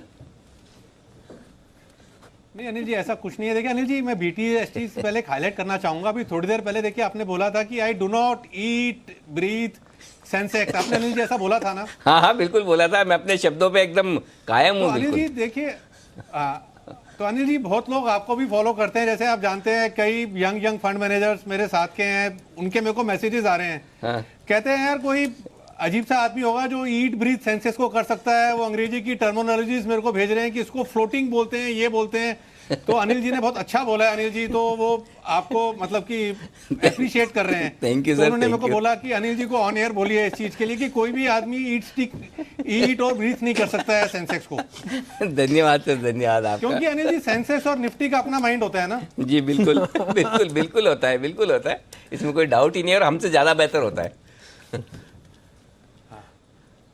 तो अनिल जी, अब मेरा जो BTST का जो बिगुल बजा अनिल जी, ये खरीदारी की राय है कोटक महिंद्रा बैंक पर, जो कि आशु जी का स्टॉक है, और उनके स्टॉक में मैं हस्तक्षेप कर रहा हूं, और वो अभी बोलेंगे कि मैंने पहले बताया था। अब अनिल जी चार्ट पे बड़ा ब्रेकआउट हुआ है, और मुझे अनिल जी लगता है यहां से 30 रुपए की नीट रैली 1 से 2 दिन में ऊपर की तरफ देखने को मिलेगी।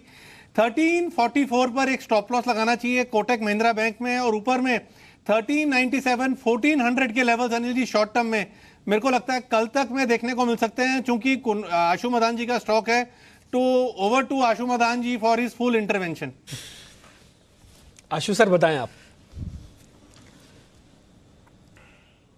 डिम्पी, मैं 100% राकेश से अग्री करता हूं। हमने इसमें 1340 और 1400 का 1:1 का बुल स्प्रेड दिया हुआ है, लेकिन आज भी जैसे मैं कई पिछले एक हफ्ते से बोल रहा हूं कि सारे बैंक थक रहे हैं कहीं ना कहीं, चाहे वो येस बैंक हो, एक्सिस हो, ICICI बैंक हो। ICICI भी 400 क्रॉस नहीं कर रहा है, एक थकान दिख रही है ऊपर के लेवल पे। मंदे नहीं है लेकिन थक रहे हैं, बट उसके बीच में पिछले 2 दिन में फिर नीचे से जिस तरह से कोटक बैंक निकल के आया है, so I think Rakesh identification for timing is perfect, और मुझे डेफिनेटली लगता है कि इस बार ये बिल्कुल आउट परफॉर्म करेगा बाकी अपने पीयर्स को, और ये 30-40 रुपए की मूव मिलेगी। और चाहे अगर किसी को फ्रेश फ्यूचर लेना है तो एज पर राकेश रिकमेंडेशन ले सकते हैं, नहीं तो 1340 और 1400 का स्प्रेड तो हमने बिल्कुल बिठा के रखा हुआ है कि रखना है तसल्ली से। बिल्कुल ओके, कोटक बैंक खरीदना है। आशु जी का भी आशीर्वाद इस शेयर को प्राप्त है। बिल्कुल 1340 का कॉल ऑप्शन खरीदकर 1400 का बेचने की उनकी स्ट्रेटेजी अब भी है बरकरार। स्ट्रेटेजी से याद आया, नितिन जी पीसीआर वाले भी आने की तैयारी में है और आज उन्होंने विप्रो सुबह खरीदने की राय दी थी काफ़ी लंबे समय बाद। और देखते हैं कि अब नया स्टॉक का क्या, रिलायंस इंडस्ट्रीज जिसके नतीजे आने वाले हैं, परसों आ रहे हैं ना, परसों के नतीजे, परसों छुट्टी वाले से एक दिन बाद, बृहस्पतिवार को। नहीं, छुट्टी के दिन आ रहे हैं, बुधवार, एक मिनट, छुट्टी के दिन, हाँ बिल्कुल छुट्टी के दिन है भाई, हाँ क्योंकि वो मुझे ध्यान में आ गया, छुट्टी के दिन ही आ रहे हैं। तो चलिए, तो रिलायंस के रिजल्ट आएंगे, उसके पहले क्या रिलायंस में कहीं कोई तेज़ी करने की राय बनती है वो देखना जरूरी होगा। नहीं, गुरुवार को दिख रहे हैं, गुरुवार को है, उसी दिन ट्रेड है, गुरुवार ही लग, छुट्टी कब है? छुट्टी तो बुधवार को है और शुक्रवार की, बुधवार शुक्रवार, ठीक है, कोई दिक्कत नहीं। तो ये है आपके लिए, रिलायंस के रिजल्ट तो गुरुवार को आएंगे, चलिए कोई दिक्कत नहीं, एक्सपायरी के दिन शाम को आएंगे, वो आपके सामने होगा ही। आज सुस्त है एकदम शेयर, कहीं कोई एक्शन नजर नहीं आ रहा, लेकिन इस बीच मैक्स इंडिया में बड़े ब्लॉक्स बदलते हुए दिख रहे हैं। 24 लाख शेयरों का सौदा हुआ है, 70 रुपए के आसपास, बड़ी ब्लॉक डील्स हो रही। कुणाल जी जरा चार्ट देखिए, वॉल्यूम वाला एक्शन होता हुआ दिख रहा है, भयंकर वॉल्यूम हुआ है, तो ये तो बढ़िया वॉल्यूम के साथ बढ़ते हुए दिख रहे हैं। 70 रुपए के आसपास ब्लॉक डील्स हुई हैं 24 लाख शेयरों की। बताइए क्या करना है स्टॉक में? अनिल जी देखिए, ब्लॉक डील जरूर हुई है, लेकिन स्ट्रक्चर कोई बहुत ज्यादा दमदार मुझे दिखता नहीं है। जब तक ये काउंटर 73-74 के लेवल्स को पार ना कर ले, तब तक इसमें कोई क्लियर ट्रेंड इमर्ज नहीं होगा, और जब तक 73 का लेवल पार ना हो, नई खरीदारी नहीं करनी चाहिए। जिनके पास है वो होल्ड कर सकते हैं, और 68 के आसपास स्टॉप लॉस रखें, 68 रुपए के आसपास। और अगर इसमें मोमेंटम बना 73 के ऊपर, तो फिर आपको इसमें 80 तक के लेवल्स भी देखने को मिलेंगे। तो 73 के ऊपर नहीं खरीद करें, स्टॉप लॉस रखें 68 रुपए। ओके, तो ये है राय आपके लिए मैक्स इंडिया पर। ओके, इस बीच मुनाफे का चुनाव वाला एक शेयर आने वाला है, जो यानी कि चुनावी मौसम में कौन से शेयर आपको मुनाफा दे सकते हैं। और पिछले 2-3 स्टॉक डिम्पी के बड़े तगड़े सुपरहिट साबित हुए, ऐसे ही एक और स्टॉक डिम्पी लेकर आने वाले हैं बस थोड़ी देर में। नितिन जी का पीसीआर भी आने की तैयारी में, लेकिन उससे पहले चुनाव के मौसम में जूतों वाले शेयर भी बड़े चल रहे हैं, क्या बात है। कुछ शूज़ वाले शेयर दिखाइए, मिर्जा इंटरनेशनल, यहाँ पर बढ़िया मजबूती बनती हुई दिख रही है। रिलैक्सो फुटवेयर, लिबर्टी शूज़, ये सारे के सारे स्टॉक बड़ी तेज़ी के साथ आज ट्रेड करते हुए दिख रहे हैं, क्या बात है। 8-9% गजब तेज़ी होती हुई दिख रही है। ये आशु जी, इन जूतों के भागने के पीछे की वजह? अनिल जी, बिल्कुल एक्सपेक्टेड लाइन पे मुझे लग रहा था कि आप मुझसे ना पूछ लें, और आपने मुझसे ही पूछ लिया। बताइए सर। अनिल जी, इसका तो कोई लाइफस्टाइल या लिकर कंपनीज की तरह लॉजिक भी नहीं निकाल सकते कि शायद रैली में जूते ज्यादा घिस रहे हैं तो इस वजह से ले रहे हैं। सो अनिल जी, ऐसा कोई कंक्लूजन नहीं है। It could be coincidence, nothing more than that. ऐसा मतलब I don't have any clue about this कि what is the correlation with election. बिल्कुल, तो लेकिन शूज़ ये थोड़े से मजबूत तो होते हुए दिख रहे हैं, इसमें कोई डाउट ही नहीं। राकेश जी, कुछ कहना चाहते हैं आप इसमें? देखिए अनिल जी, मैं 2 चीजें ऐड करना चाहता हूं। अनिल जी, एक तो आपने ये सवाल गलत से पूछा आशु जी से, क्योंकि वो तो इंडियन ब्रांड्स पहनते नहीं है शूज के, तो उनको इसका बिल्कुल आइडिया नहीं है। तो दूसरा अनिल जी, मेरा एक प्रश्न अनिल जी सुबह से मैं पूछना चाह रहा हूँ डिम्पी जी से, कि पूरी सीरीज शुरुआत हो गई, नवरात्रि खत्म हो गए, और वो यूबीएल ब्रेकआउट के बाद भी नहीं चल रहा, और मुझे लग रहा था अब नवरात्रि खत्म हुए हैं तो यूबीएल चलेगा, तो ये यूबीएल क्यों नहीं चल रहा? अनिल जी, आप इतने डिफिकल्ट सवाल हमसे पूछते हैं, तो मेरा एक सवाल है, अगर आप डिम्पी जी से पूछ के बता पाएं। डिम्पी जी, आपके इसने मुश्किल सवाल का मुंह तोड़ जवाब देने की तैयारी कर रहे हैं मुनाफे के चुनाव के साथ में, तो थोड़ी सी देर आप धैर्य धारण कीजिए, और डिम्पी जी कुछ ही क्षणों में आपके सम्मुख फिर से हाजिर होंगे। लेकिन एक स्टॉक जो काफ़ी ज़बरदस्त मजबूत दिख रहा है, इनफैक्ट एक नहीं 2, पहला है मेट्रोपोलिस। यह स्टॉक 11% मजबूत है आज लिस्टिंग के बाद, और दूसरा है RVNL, राष्ट्रीय रेल विकास निगम, जहां हम कह रहे थे कि 22-23 तक तो ये आराम से जाना चाहिए, आराम चिंता न करें, लिस्टिंग पर मुनाफे के लिहाज से इस स्टॉक में पैसा लगाना चाहिए। 23.5 रुपये का दाम रेल विकास निगम में हो चुका है, 480 करोड़ रुपए का इशू था, और जाहिर सी बात है मेट्रोपोलिस तो 10%, इसकी भी लिस्टिंग अच्छी हुई, अच्छी मानी जाएगी। हालांकि हमारा इरादा इस इशू में पैसा लगाने का नहीं था, हमने RVNL को ज़्यादा पसंद किया, और आप देख भी सकते हैं RVNL 18.5 वाला 23.5 यानी कि 6, यानी कि लगभग 35% अपनी इशू प्राइस से ऊपर RVNL हो चुका है। तो RVNL में अब भी तेजी। इन दोनों IPO में किसी पर नजर पड़ी है आपके आशु जी? अगर ट्रैक करते हैं तो राय दीजिए। नहीं अजय जी, इन दोनों में कोई भी इंटरेस्ट नहीं था, तो कोई बहुत ज़्यादा पार्टिसिपेशन नहीं थी, तो कोई क्रेडिबल व्यू नहीं है। नहीं, हम तो ऐसे ही चाहते हैं जहाँ पार्टिसिपेशन कम हो ताकि अलॉटमेंट अच्छे मिल जाए। इस बार आरवीएनएल में लोगों को अलॉटमेंट बढ़िया मिल गए, बहुत ही कम स्टॉक्स अलॉटमेंट मिले और आज अच्छा पैसा भी बन गया। छोटी प्राइस का सरकारी कंपनी का इशू है जो सुपर हिट होना ही था। चलिए ये बढ़िया हो गया, स्टॉक कम से कम ये अच्छी मजबूती के साथ कारोबार करता हुआ दिख रहा है। थोड़ी देर में आपके सामने देवांशी बैंक से बेनिफिट लाएगी, 3 बजने वाले हैं, और साथ ही नितिन जी भी पीसीआर लेकर हमारे साथ तैयार होंगे। मुनाफे वाला चुनाव लेकर डिम्पी भी हमारे साथ जुड़ेंगे, लेकिन सबसे पहले आइए देख लेते हैं नितिन जी का पीसीआर।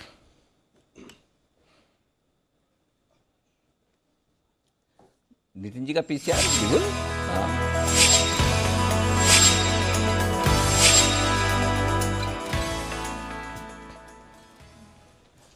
नितिन जी नमस्कार। विप्रो खरीदने की आपकी कॉल थी, उसे होल्ड किया जाए कि उस पर अपडेट एक बार दे दें जरा आप। विप्रो हाई के आसपास ही है और कॉल ऑप्शन करीब 60-70 पैसे ऊपर है, तो कॉल ऑप्शन को कैरी करनी चाहिए।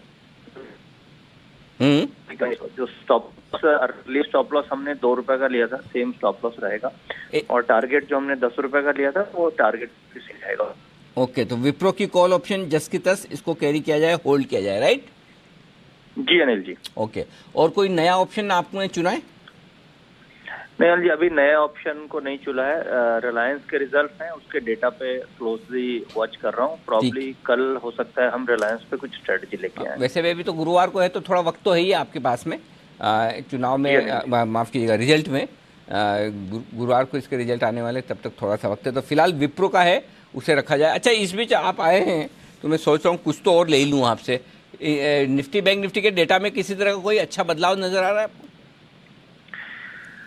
देखिए जी, आज तो साइडवेज है। ये वीक में आपको केवल 2 ट्रेडिंग सेशन है, इसलिए क्या हो रहा है कि कॉल राइटर 11,700 पे एक्टिव है जो वीकली ऑप्शंस हैं, और नीचे 11,600 और 650 पे पुट राइटर्स एक्टिव हैं। तो डेटा ये इंडिकेट कर रहे हैं कि आने वाले अब 2 ही ट्रेडिंग सेशन है इस वीक में, तो 700 से 600 के बीच में होगी, और राइटर के लिए बेस्ट है कि वो साइडवेज मार्केट को रखे ताकि पूरा का पूरा प्रीमियम मिल जाए। बट ये कि ओवरऑल जो स्टॉक्स का डेटा है वो पॉजिटिव बन रहा है। और जैसे आपने बोला तो मैं एक और स्टॉक दे देता हूँ नितिन जी ऑप्शन की तरफ से। वो हीरो मोटो में काफी अच्छा डेटा बन रहा है। ओके, ऑटो से है, तो हम 2700 की कॉल ऑप्शन ले सकते हैं, कैरी कर सकते हैं। 2700 की कॉल ऑप्शन लेनी चाहिए करंट मार्केट रेट पे। एग्जैक्ट रेट अभी मुझे देखना होगा, मैंने नहीं देखा है, बट 2700 की कॉल ऑप्शन हम हीरो मोटो की लेके जाएंगे। और मुझे लगता है कि ये कॉल ऑप्शन जो भी प्राइस है यहाँ से कम मतलब हीरो मोटो कम से कम 100 रुपए यहाँ से बढ़ना चाहिए, तो ये कॉल ऑप्शन में आपको प्रॉफिट मिल सकता है। तो 2700 का कॉल ऑप्शन कितने में मिल रहा है अभी इस वक्त नितिन जी, अंदाज से? जी वो एक बार मुझे अभी देखना पड़ेगा। मैंने इंस्टेंट दे दिया क्योंकि मैं डेटा सुबह से देख रहा था। हीरो मोटो की जो भी कॉल ऑप्शन होगी 2700 की, हमें टारगेट स्पॉट के हिसाब से रखना है 2850 का, और स्टॉप लॉस 2650 का स्पॉट के हिसाब से रख लेंगे। यानी 50 रुपए नीचे का हम इससे स्टॉप लॉस रख लेंगे और 150 रुपए ऊपर का टारगेट रख लेंगे, और 2700 की कॉल ऑप्शन ले लेंगे। ओके, इस वक्त सचिन जी आपकी मदद कर रहे हैं नितिन जी, वो कह रहे हैं कि 2700 का कॉल ऑप्शन 56 रुपए के आसपास सीएमपी पर मिल रहा है, तो ये खरीदा जा सकता है, राइट? ठीक बात है। तो 2700 का कॉल ऑप्शन खरीद लिया। 2850 फ्यूचर्स में जब ये पहुंचे तब प्रॉफिट बुक कर लीजिए। ये राय है नितिन जी की। शुक्रिया नितिन जी, हीरो मोटोकॉर्प पर अपनी रणनीति देने के लिए। और नितिन जी का पीसीआर में विप्रो का कॉल ऑप्शन होल्ड करना है आपको, अब भी ये ध्यान में रखिएगा। तो ये है। ओके, अब चलते हैं चुनावों की तरफ, और मुनाफे का चुनाव करने का वक्त है। डिम्पी हमारे साथ है, और 2-3 स्टॉक्स जो डिम्पी ने पहले बताए हैं वो मैं आपको बताऊंगा कि कौन कौन से स्टॉक्स बताएं, किस तरह का एक्शन उनमें हुआ। लेकिन उससे पहले बिगुल चुनाव का।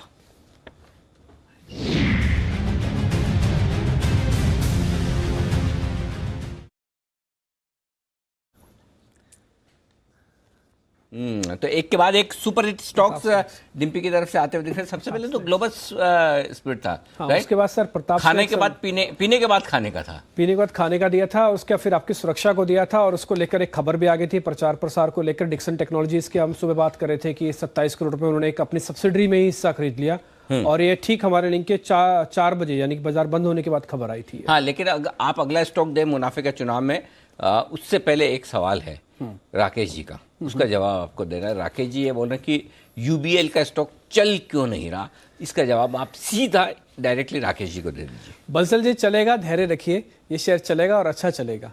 आप भी इसी शेयर पे देखेंगे कॉल देंगे, कुछ ही दिनों में ही आप इस पे कॉल देंगे।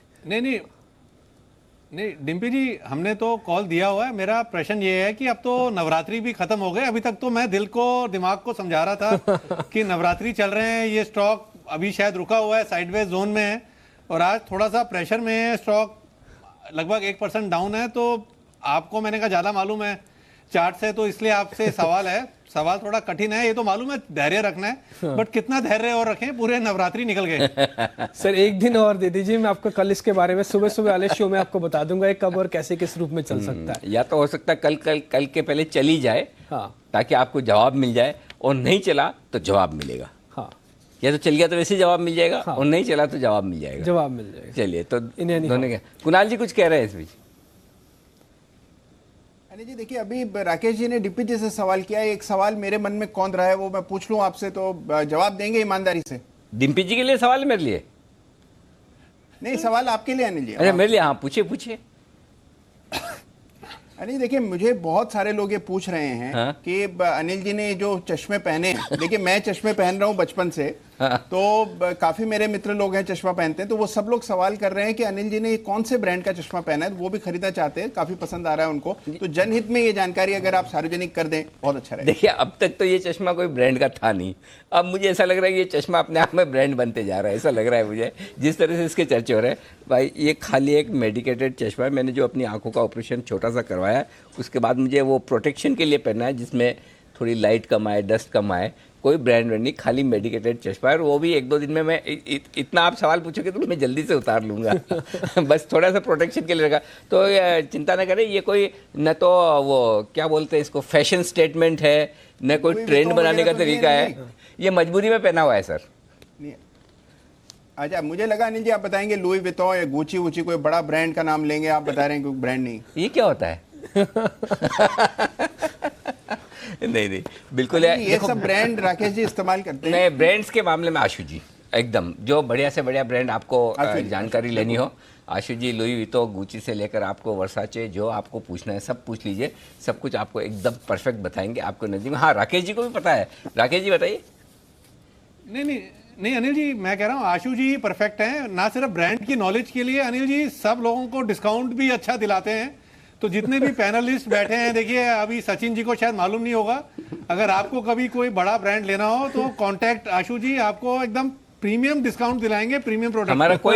हमारा ऐसा कोई इंटरेस्ट ऐसी स्कीम डिस्काउंट वाली स्कीम में है नहीं। बंसल जी और आशु जी, कभी कोई 100% डिस्काउंट वाली स्कीम आए आपके पास जिसमें हमें पैसे न देना पड़े, वो स्कीम पे हमें जरूर याद कीजिएगा, यानी कि गिफ्ट। लेकिन तब तक एक गिफ्ट तैयार है डिम्पी जी के पास, मुनाफे का चुनाव। आइए चलते हैं डिम्पी जी के पास। अनिल जी, आज महज इत्तेफाकी ऐसा समझे कि एक ऐसा शेयर हमने ढूंढा है और आशु सर भी आज उसी में है। बस आशु सर से रिक्वेस्ट करूंगा कि वापस वो ना बोले आवाज निकलवाने के लिए। वो है ग्लोबल वेक्ट्रा। ये हेलीकॉप्टर वाली कंपनी है, इस बारे में हम ऑलरेडी आपको पहले बता चुके हैं, क्योंकि अब चुनाव का ऐसा मौसम है कि इसमें इसके बारे में बताना आपको बहुत जरूरी है।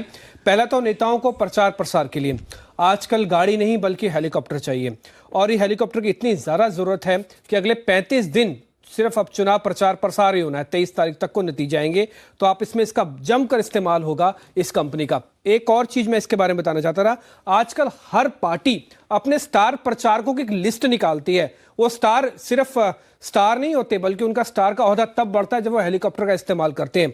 तो ये स्टार प्रचारकों की लिस्ट बड़ी इंपॉर्टेंट है। दूसरी बात, हेलीकॉप्टर का किराया। वैसे आप कभी भी हेलीकॉप्टर इस्तेमाल करें तो आपका अमूमन किराया 70,000 80,000 रुपये पर आवर का भी हो सकता है, 1 लाख का भी होगा, लेकिन अब ये किराया 1.5 पौने 2 लाख रुपया पर घंटा हो चुका है, और करीब 8 9 घंटे काम होता है इस हेलीकॉप्टर में। रात को नहीं चलते, अदरवाइज दिन में काफी इस्तेमाल हो रहा है। हर रीजनल पार्टी, केंद्र में बड़ी पार्टी, सब इसका इस्तेमाल करती है। पूरे चुनाव प्रसार में इसकी बुकिंग फुल है। अगर आप हेलीकॉप्टर लेना चाहे तो आपको नहीं मिलने वाला ग्लोबल वेक्ट्रा का, आप मान लीजिए। हालांकि आपको बुकिंग मिल जाएगी इस चुनाव के बाद, लेकिन तब तक फुल है। 29 हेलीकॉप्टर है इनके पास, और 29 में से मैं आपको एक अंदाजा लगा दूं कि सिर्फ उत्तर प्रदेश के चुनाव में ही इनके 24 हेलीकॉप्टर इस्तेमाल हुए थे। अब तो देश भर में चुनाव हो रहे हैं, 545 सीटें हैं, दूर दराज के इलाकों में भी जाना पड़ता है, तो इसका आप इसी से अंदाजा लगा लीजिए।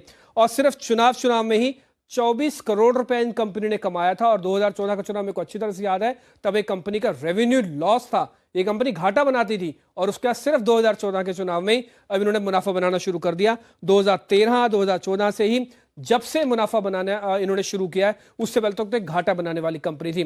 तो इस पे आप ध्यान रखें, ये अच्छा चल सकता है। तिमाही मुनाफा मैंने इसका तिमाही बेसिस पर निकाला है ताकि आपको थोड़ा आंकलन लग पाए कि चुनाव प्रचार की प्रक्रिया शुरू होती है तो कैसे फर्क पड़ता है। पहले 5 करोड़ का घाटा था, प्रॉफिट आया, घाटा आया, अब 3.5 करोड़ का प्रॉफिट आया। ये दिसंबर 18 का है, यानी कि यहां से चुनाव प्रचार शुरू हुआ। अब जो नंबर्स आएगा वो बहुत जानदार आएंगे। आगे आए 18 मार्च की आय से आपसे शुरू कर रहा हूं, ये आपकी स्क्रीन पर होगी। 104 करोड़ का आय था, 119, 116, अब सीधा 123, और आने वाले दिनों में हो सकता है 150 करोड़ भी पार कर जाए। तो इनके लिए टर्न अराउंड है, 5 साल के बाद इनके लिए अच्छे दिन आ गए हैं, और आप ये कह सकते हैं ग्लोबल वेक्टर आपको जबरदस्त चलता हुआ दिखेगा। और इस अच्छे दिन का अंत यानी कि फुल स्टॉप भी लग चुका, क्योंकि स्टॉक 20% बढ़ चुका है। अब इसके आगे की जगह नहीं। 99 के फेयर में 99 रुपये 20 पैसे, ये है आज का हाई, और यही आज का हाई बना भी रहेगा बचे हुए समय के लिए, क्योंकि इससे आगे बढ़ने की संभावना खत्म हो चुकी है। हेलीकॉप्टर की तरह ही ये स्टॉक भी बिल्कुल आसमान में उड़ता हुआ है, जिन पे पूरा 20%, पूरा 26। और मुझे नहीं पता, मुझे नहीं लगता कि आशु जी आपको ऐसे जाने देंगे, खासतौर से जबकि स्टॉक की उड़ान 20% की हो। आशु जी क्या डिम्पी जी का सिग्नेचर वो मार्क्स सुने बगैर आप जाने देंगे? नहीं,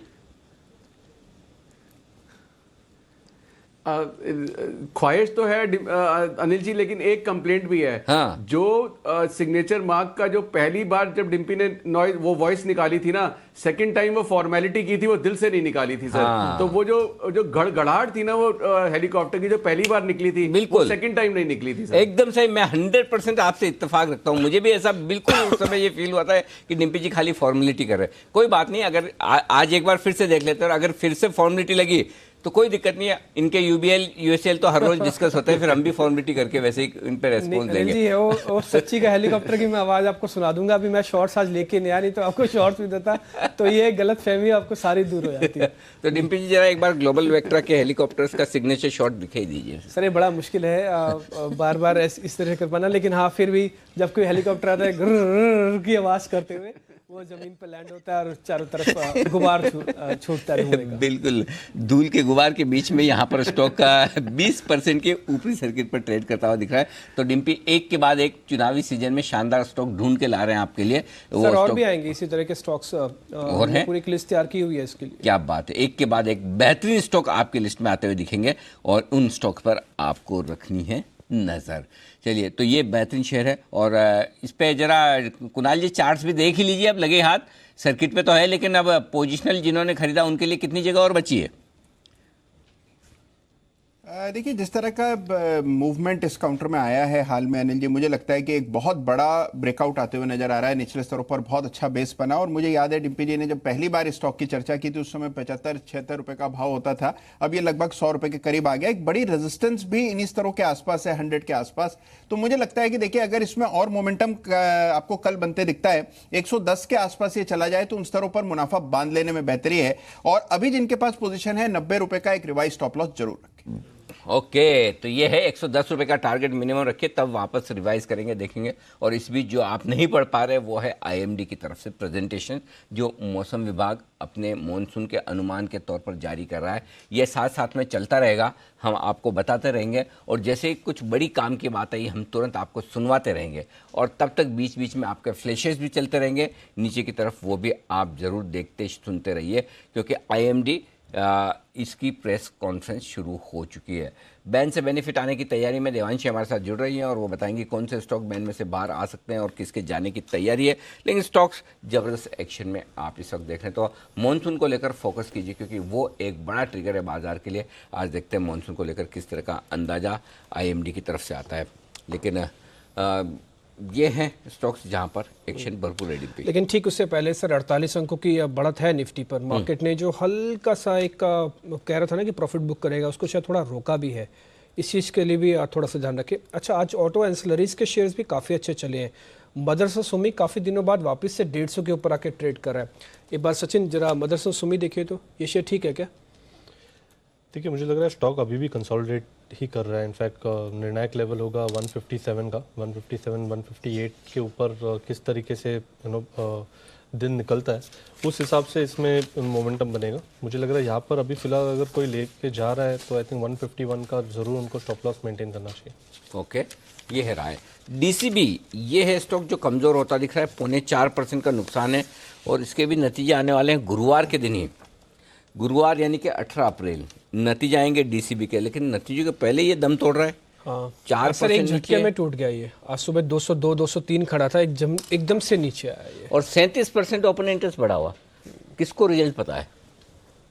पता नहीं, लेकिन किसी को तो पता है। हाँ, किसी को तो मालूम ही होगा। सर क्या करना है 4% गिरने के बाद? सचिन जी नहीं, मुझे लग रहा है और भी गिरावट बाकी है इसमें। 180 185 के लेवल्स आ सकते हैं। जिस तरीके से पूरा स्ट्रक्चर है मुझे लग रहा है 210 205 के रेंज में काफ़ी सप्लाई प्रेशर्स देखे गए थे इन द हिस्ट्री, और उसी लेवल के आसपास अगर ये वापस घूम रहा है तो एक बार वापस रिजल्ट्स के पहले 185 के लेवल्स तो देखने मिलेंगे। तो आई थिंक किसी के अगर यहाँ पर शॉर्ट पोजीशन है तो वो रिटेन करनी चाहिए। ऊपर में स्टॉप लॉस अभी अराउंड 196 का होगा। ओके, 196 के स्टॉप लॉस के साथ अभी भी अपनी मंदी की पोजीशन को करें होल्ड। आईएमडी की प्रेस कॉन्फ्रेंस चल रही है, थोड़ी देर में हम आपको बताएंगे उस प्रेस कॉन्फ्रेंस में क्या कुछ होता है, लेकिन उससे पहले वक्त है बैन से बेनिफिट लेने का और देवांशी है हमारे साथ।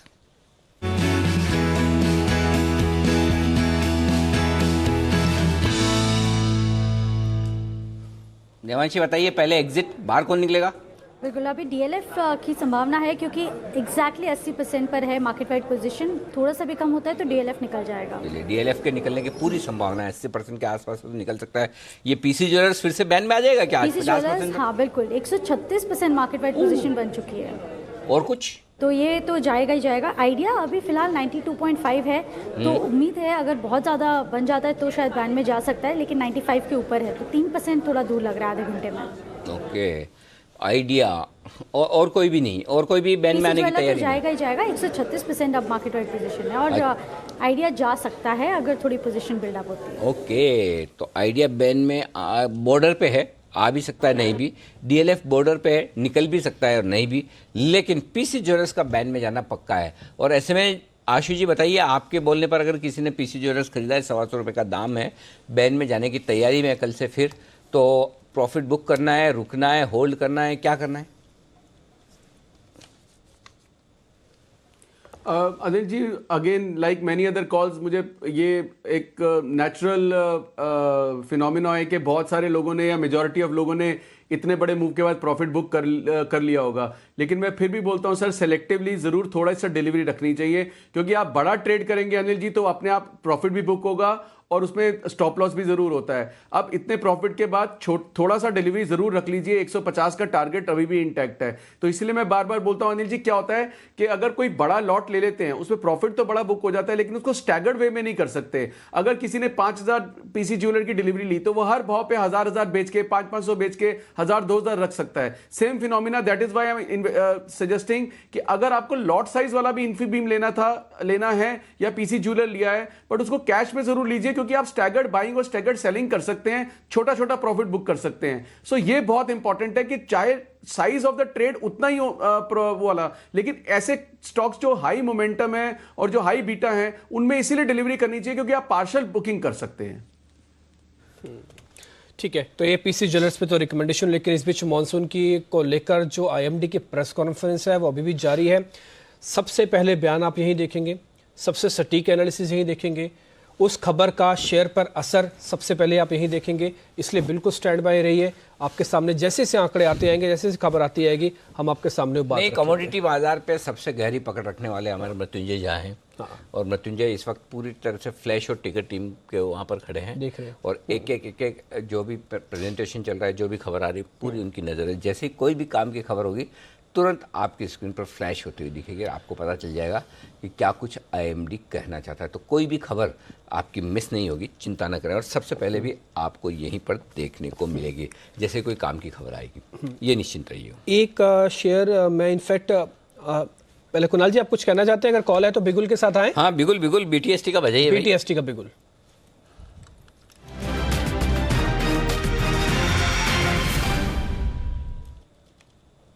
बताइए सर।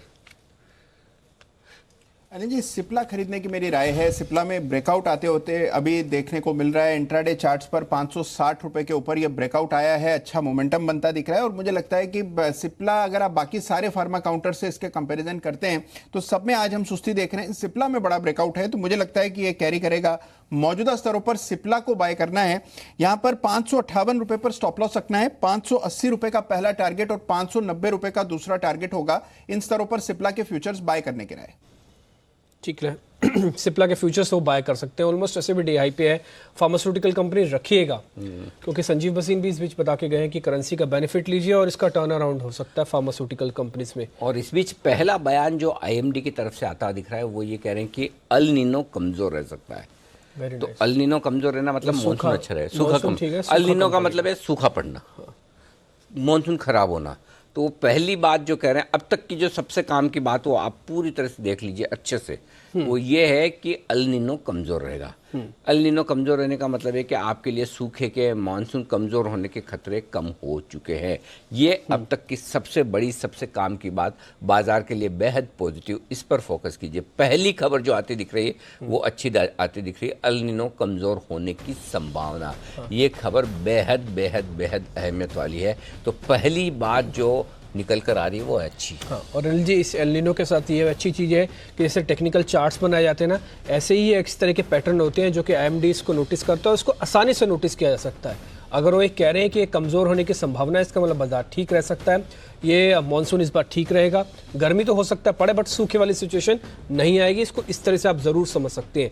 तो पहले अल नीनो, और ये कई बार तो 2-2 महीने पहले भी पकड़ में आ जाता है, लेकिन इस बार ये बात रखी जो वो बिल्कुल काम की आप बता रहे हैं। बिल्कुल। और इस बीच IMD के प्रवक्ता बातचीत कर रहे हैं, मानसून के बारे में बता रहे हैं। आइए सीधा model error of +or -5%.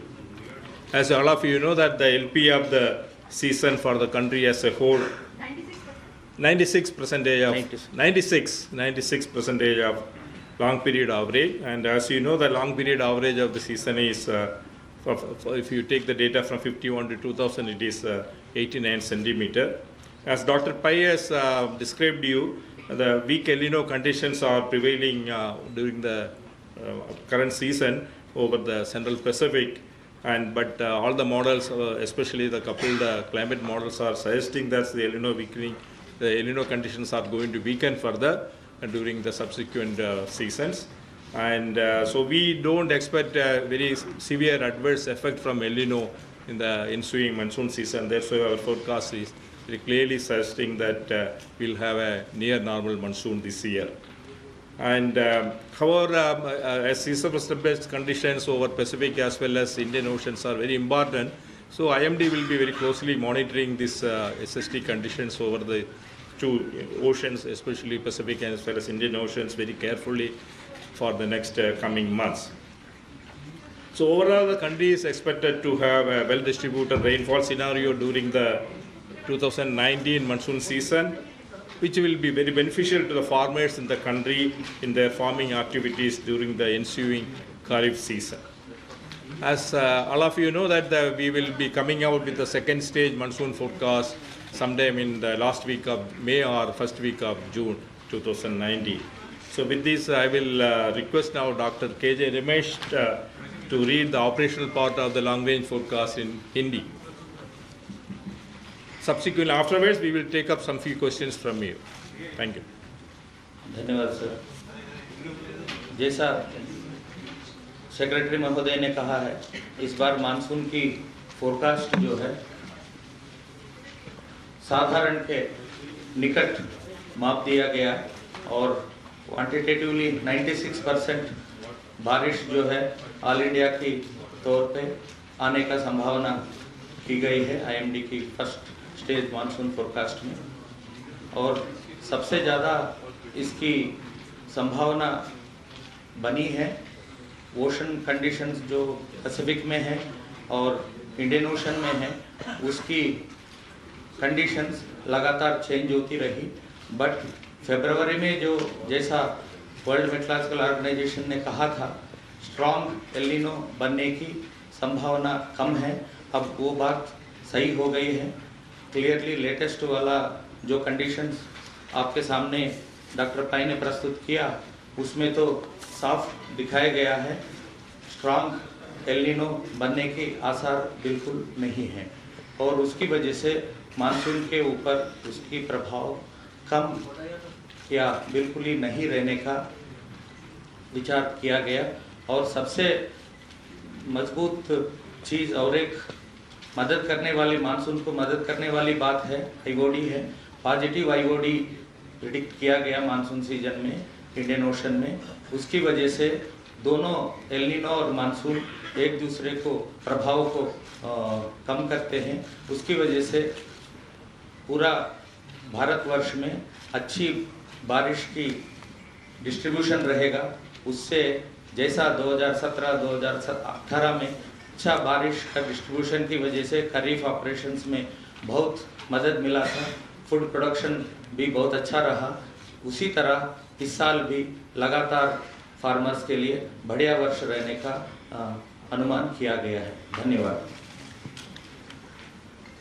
So thank you. So I will we'll take some few questions here.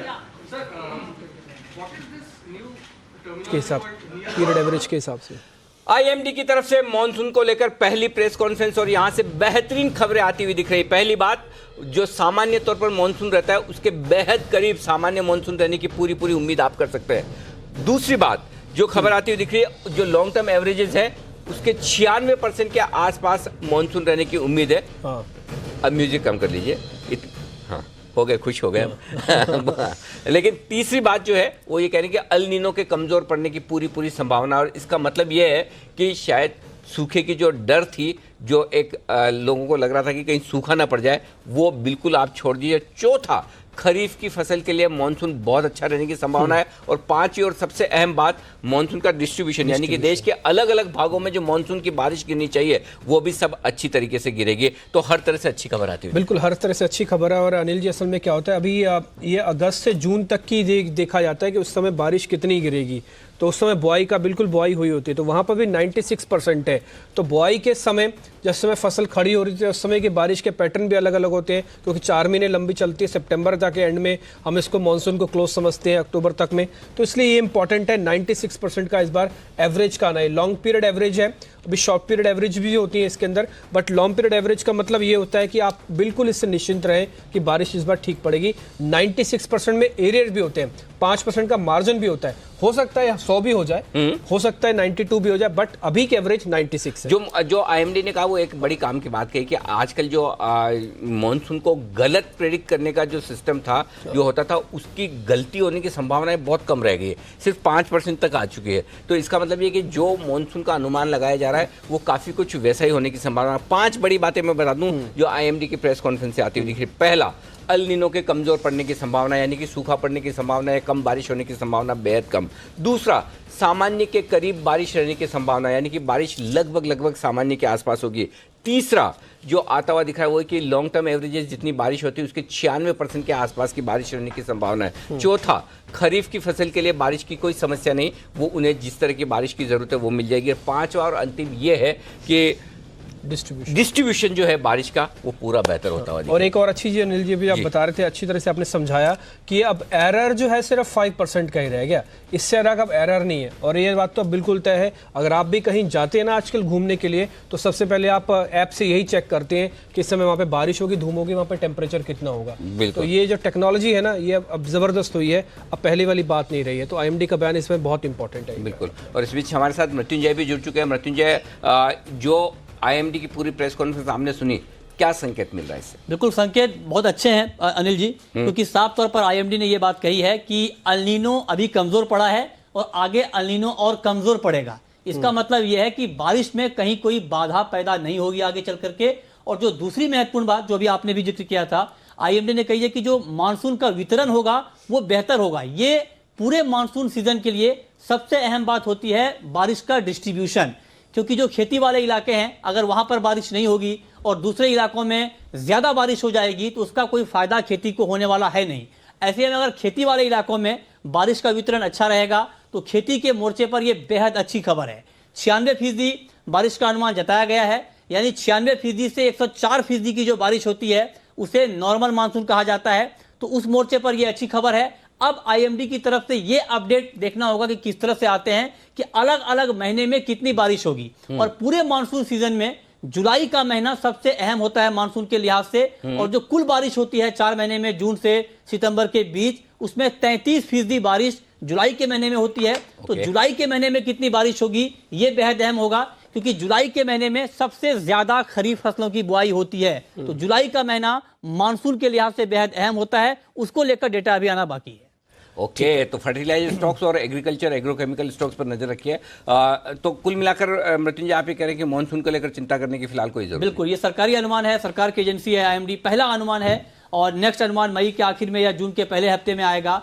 तो फिलहाल तो चिंता की बात है नहीं। 96% बारिश का मतलब हुआ नॉर्मल मानसून। आपको ध्यान है एक बार जब बाजार गिरा था तब स्काईमेट ने अपने अनुमान को लेकर थोड़ा से बात रखी थी, तो उस दिन बाजार चलता हुआ बाजार नीचे गिर गया था। बिल्कुल। आज आईएमडी का बयान आया है, बाजार ऑलरेडी 2 दिन से अपने आप को प्लेस कर चुका है, कंसोलिडेट कर चुका है, इसलिए ये बड़ा इंपॉर्टेंट होगा इस बयान के बाद बाजार का। बिल्कुल, और ट्रेडिंग रेंज के हाई एंड की तरफ बाजार बंद होते हुए दिख रहा है। इनफैक्ट 11,675 के ऊपर निफ्टी जो बंद होगा वो लंबे समय बाद ये इस लेवल के आसपास होगा।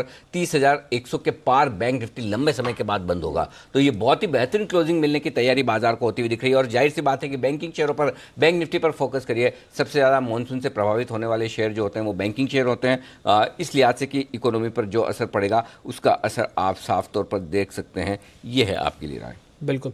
खैर इस बीच आगे बढ़ते हैं, जरा कुछ एक स्टॉक्स भी देख लेते हैं, क्योंकि आईएमडी का जो बयान है अपने आप में बहुत इंपॉर्टेंट है।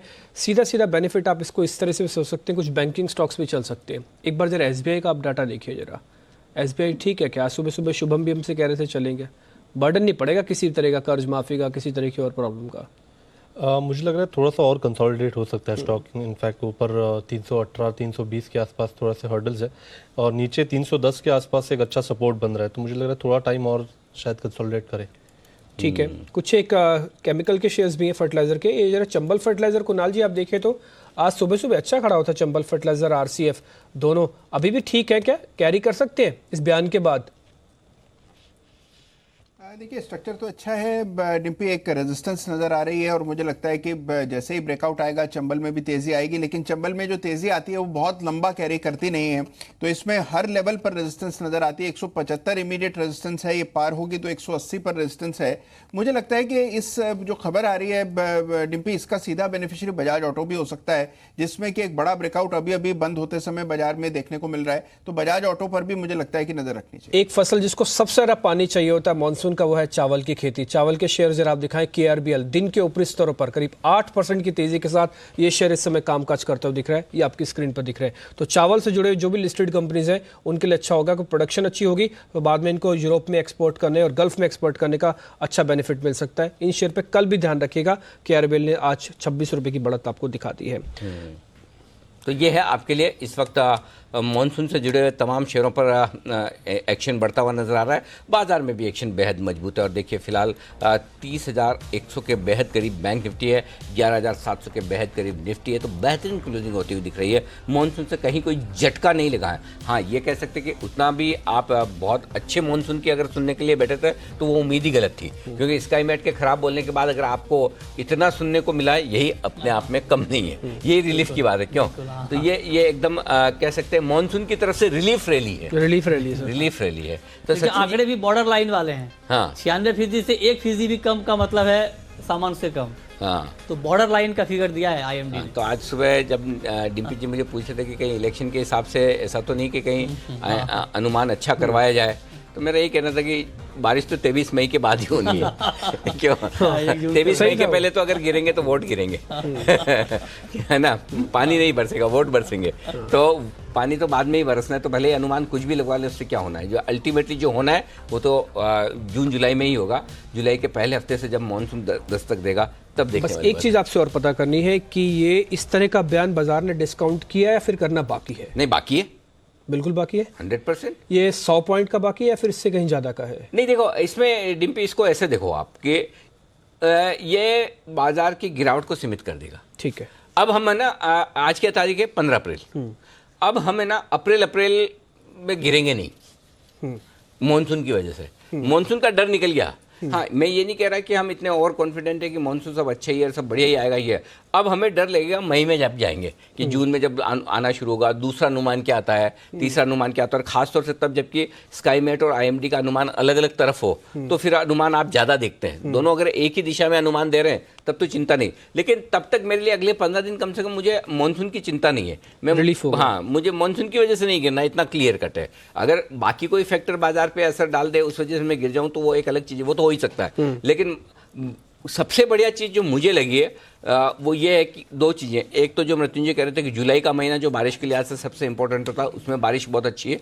पहला कि जब चाहिए तब मिल रही है, और दूसरा डिस्ट्रीब्यूशन, वितरण मानसून का, पानी का पूरे देश भर में जो प्रॉपर तरीके से होना चाहिए। अब आप वैसे ही वाला मामला है ना, पता चला चेरापूंजी में बहुत हो गई, विदर्भ में नहीं हुई, तो आप तो एवरेज तो आ जाएगी, एवरेज का क्या करेंगे अगर सब जगह नहीं आई। तो डिस्ट्रीब्यूशन भी अच्छा बताया जा रहा है। तो ये दो बड़े फैक्टर हैं जो कि बेहतरीन है आपके लिए बारिश के लिए। एक और चीज सर नोटिस हो रही है मार्केट के अंदर, हालांकि पानी से डर लगता है सीमेंट को, लेकिन सीमेंट वाली कंपनीज को डर नहीं लगता क्योंकि उससे ग्रोथ बढ़ती है, ग्रोथ से इंफ्रा बढ़ता है, सरकार का बैलेंस भी ठीक हो जाता है। इसलिए सीमेंट कंपनीज का भी इंफ्रा के हिसाब से चलना बिल्कुल ठीक है। प्रिज्म सीमेंट, अभी आप ग्रासिम की बात बोल रहे थे, अभी रेन इंडस्ट्रीज आप देखिए, ये सारी जो सीमेंट वाली कंपनियां ये भी एकाएक तेज हुई है। सीमेंट का डर है बट सीमेंट वाली कंपनीज का डर नहीं है, इसको आप जरूर ध्यान सीमेंट लगाने के लिए भी पानी चाहिए, पानी चाहिए। Let's think positive. ये भी सही आप कह रहे हैं। बिना पानी आप सीमेंट जोड़ेंगे किससे? तो कुल मिलाकर ये है। और एक्चुअली मैंने देखा है राजस्थान में जहाँ मैं पला बड़ा हूँ, और अगर मानसून अच्छा नहीं होता था तो अपने आप घर नहीं बनते थे। भाई पानी नहीं है, आप घर कैसे बनाएंगे?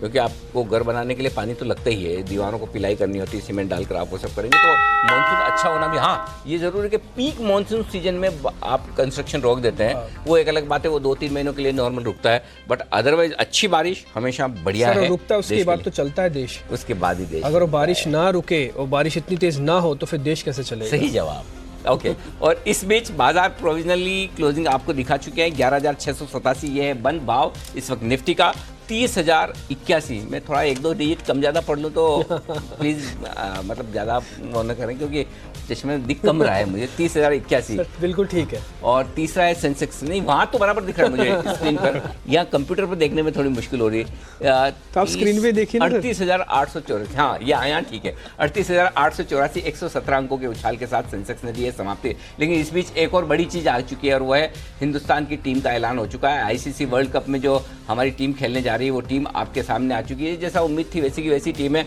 दो बदलाव या यूँ कहूँ कि दो इन्फॉर्मेशन जो बता दूँ, एक तो दिनेश कार्तिक टीम में हैं ऋषभ पंत की जगह, ऋषभ पंत को जगह नहीं मिली, दिनेश कार्तिक को जगह मिली है। और दूसरा विजय शंकर टीम में है, विजय शंकर भी टीम। बाकी तो वही टीम है जो आपको अंदाजा था कि केदार यादव होंगे, युजवेंद्र चहल होंगे और कुलदीप यादव होंगे, हार्दिक पांड्या होंगे, KL राहुल, विराट कोहली, रोहित शर्मा, शिखर धवन, मोहम्मद शमी, भुवनेश्वर कुमार, जसप्रीत बुमराह, रविंद्र जडेजा, ये सारे के सारे। बंसल जी मैं तो कुछ पूछ नहीं पाया कि नहीं की स्थिति में नहीं हूँ।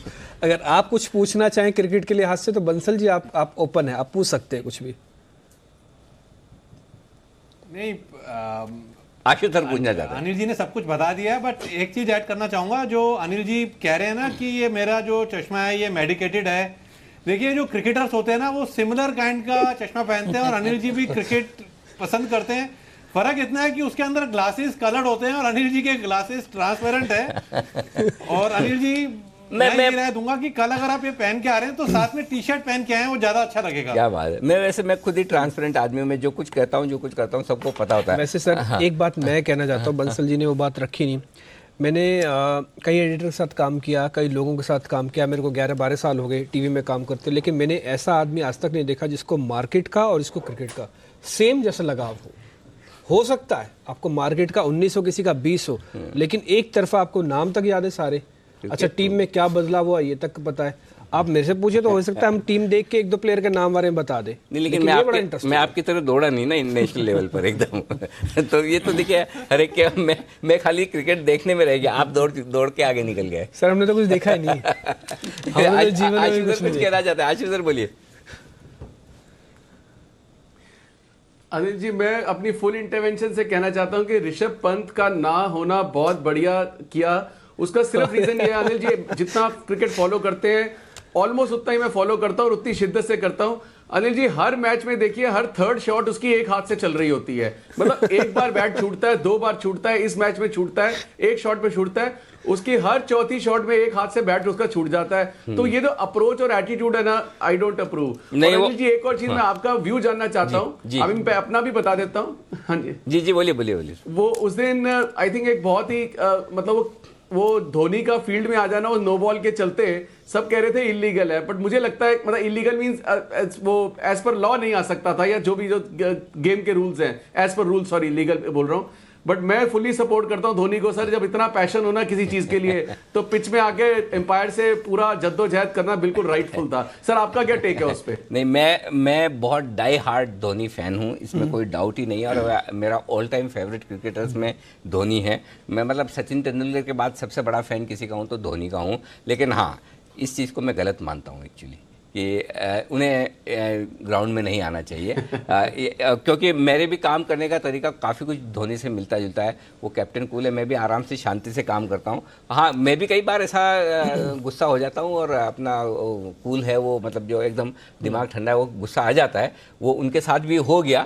लेकिन हाँ, एक चीज़ कहना चाहता हूँ कि एक इंसिडेंट्स के दम पर धोनी नहीं रहेंगे ऐसा नहीं है।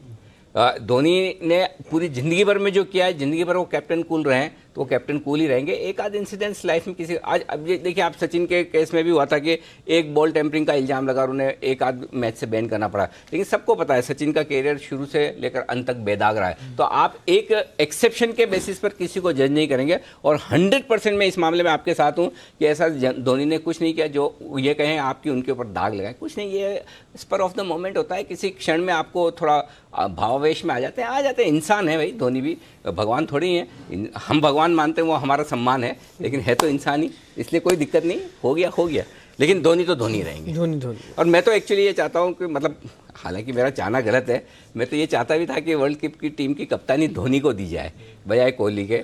तो अच्छा, एक और चीज़ जो आपने कही, मैं चाहता था ऋषभ पंत रहे टीम में, और उसकी वजह यह है कि ऋषभ पंत को ताकि अगले वर्ल्ड कप के लिए धोनी के अंडर में तैयार होने का मौका मिले, कि वो देखें, वो खेलते तो नहीं, देखते ज़रूर ड्रेसिंग रूम से कि वर्ल्ड कप क्या होता है और किस तरह से धोनी बना जाता है। तो वो ये शायद एक उनके लिए एक्सपीरियंस हो सकता था। लेकिन जाहिर सी बात है, जो आपने कहा, आप दिल्ली वाले होते हुए भी ये कह रहे हैं क्योंकि ऋषभ पंत दिल्ली के और उनके एटीट्यूड की वजह से उन्होंने शायद ये मिस किया, तो अगले वर्ल्ड कप तक इंतजार करना होगा। ठीक है, चलिए आइए अब आपको बता दें कि आज बाजार बंद होने के बाद जी बिजनेस पर क्या कुछ है खास। चौकीदार को चोर कहना पड़ गया भारी, सुप्रीम कोर्ट ने बढ़ाई राहुल की दुश्वारी। चौकीदार पर राहुल को सुप्रीम नोटिस, अब की बार चोरी बनाम चौकीदारी। ये है आज देश की बात, विशुद्ध राजनीतिक चर्चा। चौकीदार चोर पर राहुल चित, ये है आज देश की बात। अगर आपको रुचि है राजनीति में, और आजकल तो सबको है, चुनाव का मौसम है, तो ये शो आप जरूर देखिएगा। आइए लेंगे विदा हमारे सभी एक्सपर्ट से। बहुत बहुत शुक्रिया कुणाल जी, राकेश जी, आशु जी, आप सबका धन्यवाद। सचिन जी आपका भी शुक्रिया वक्त निकालने के लिए, स्टूडियो में आने के लिए।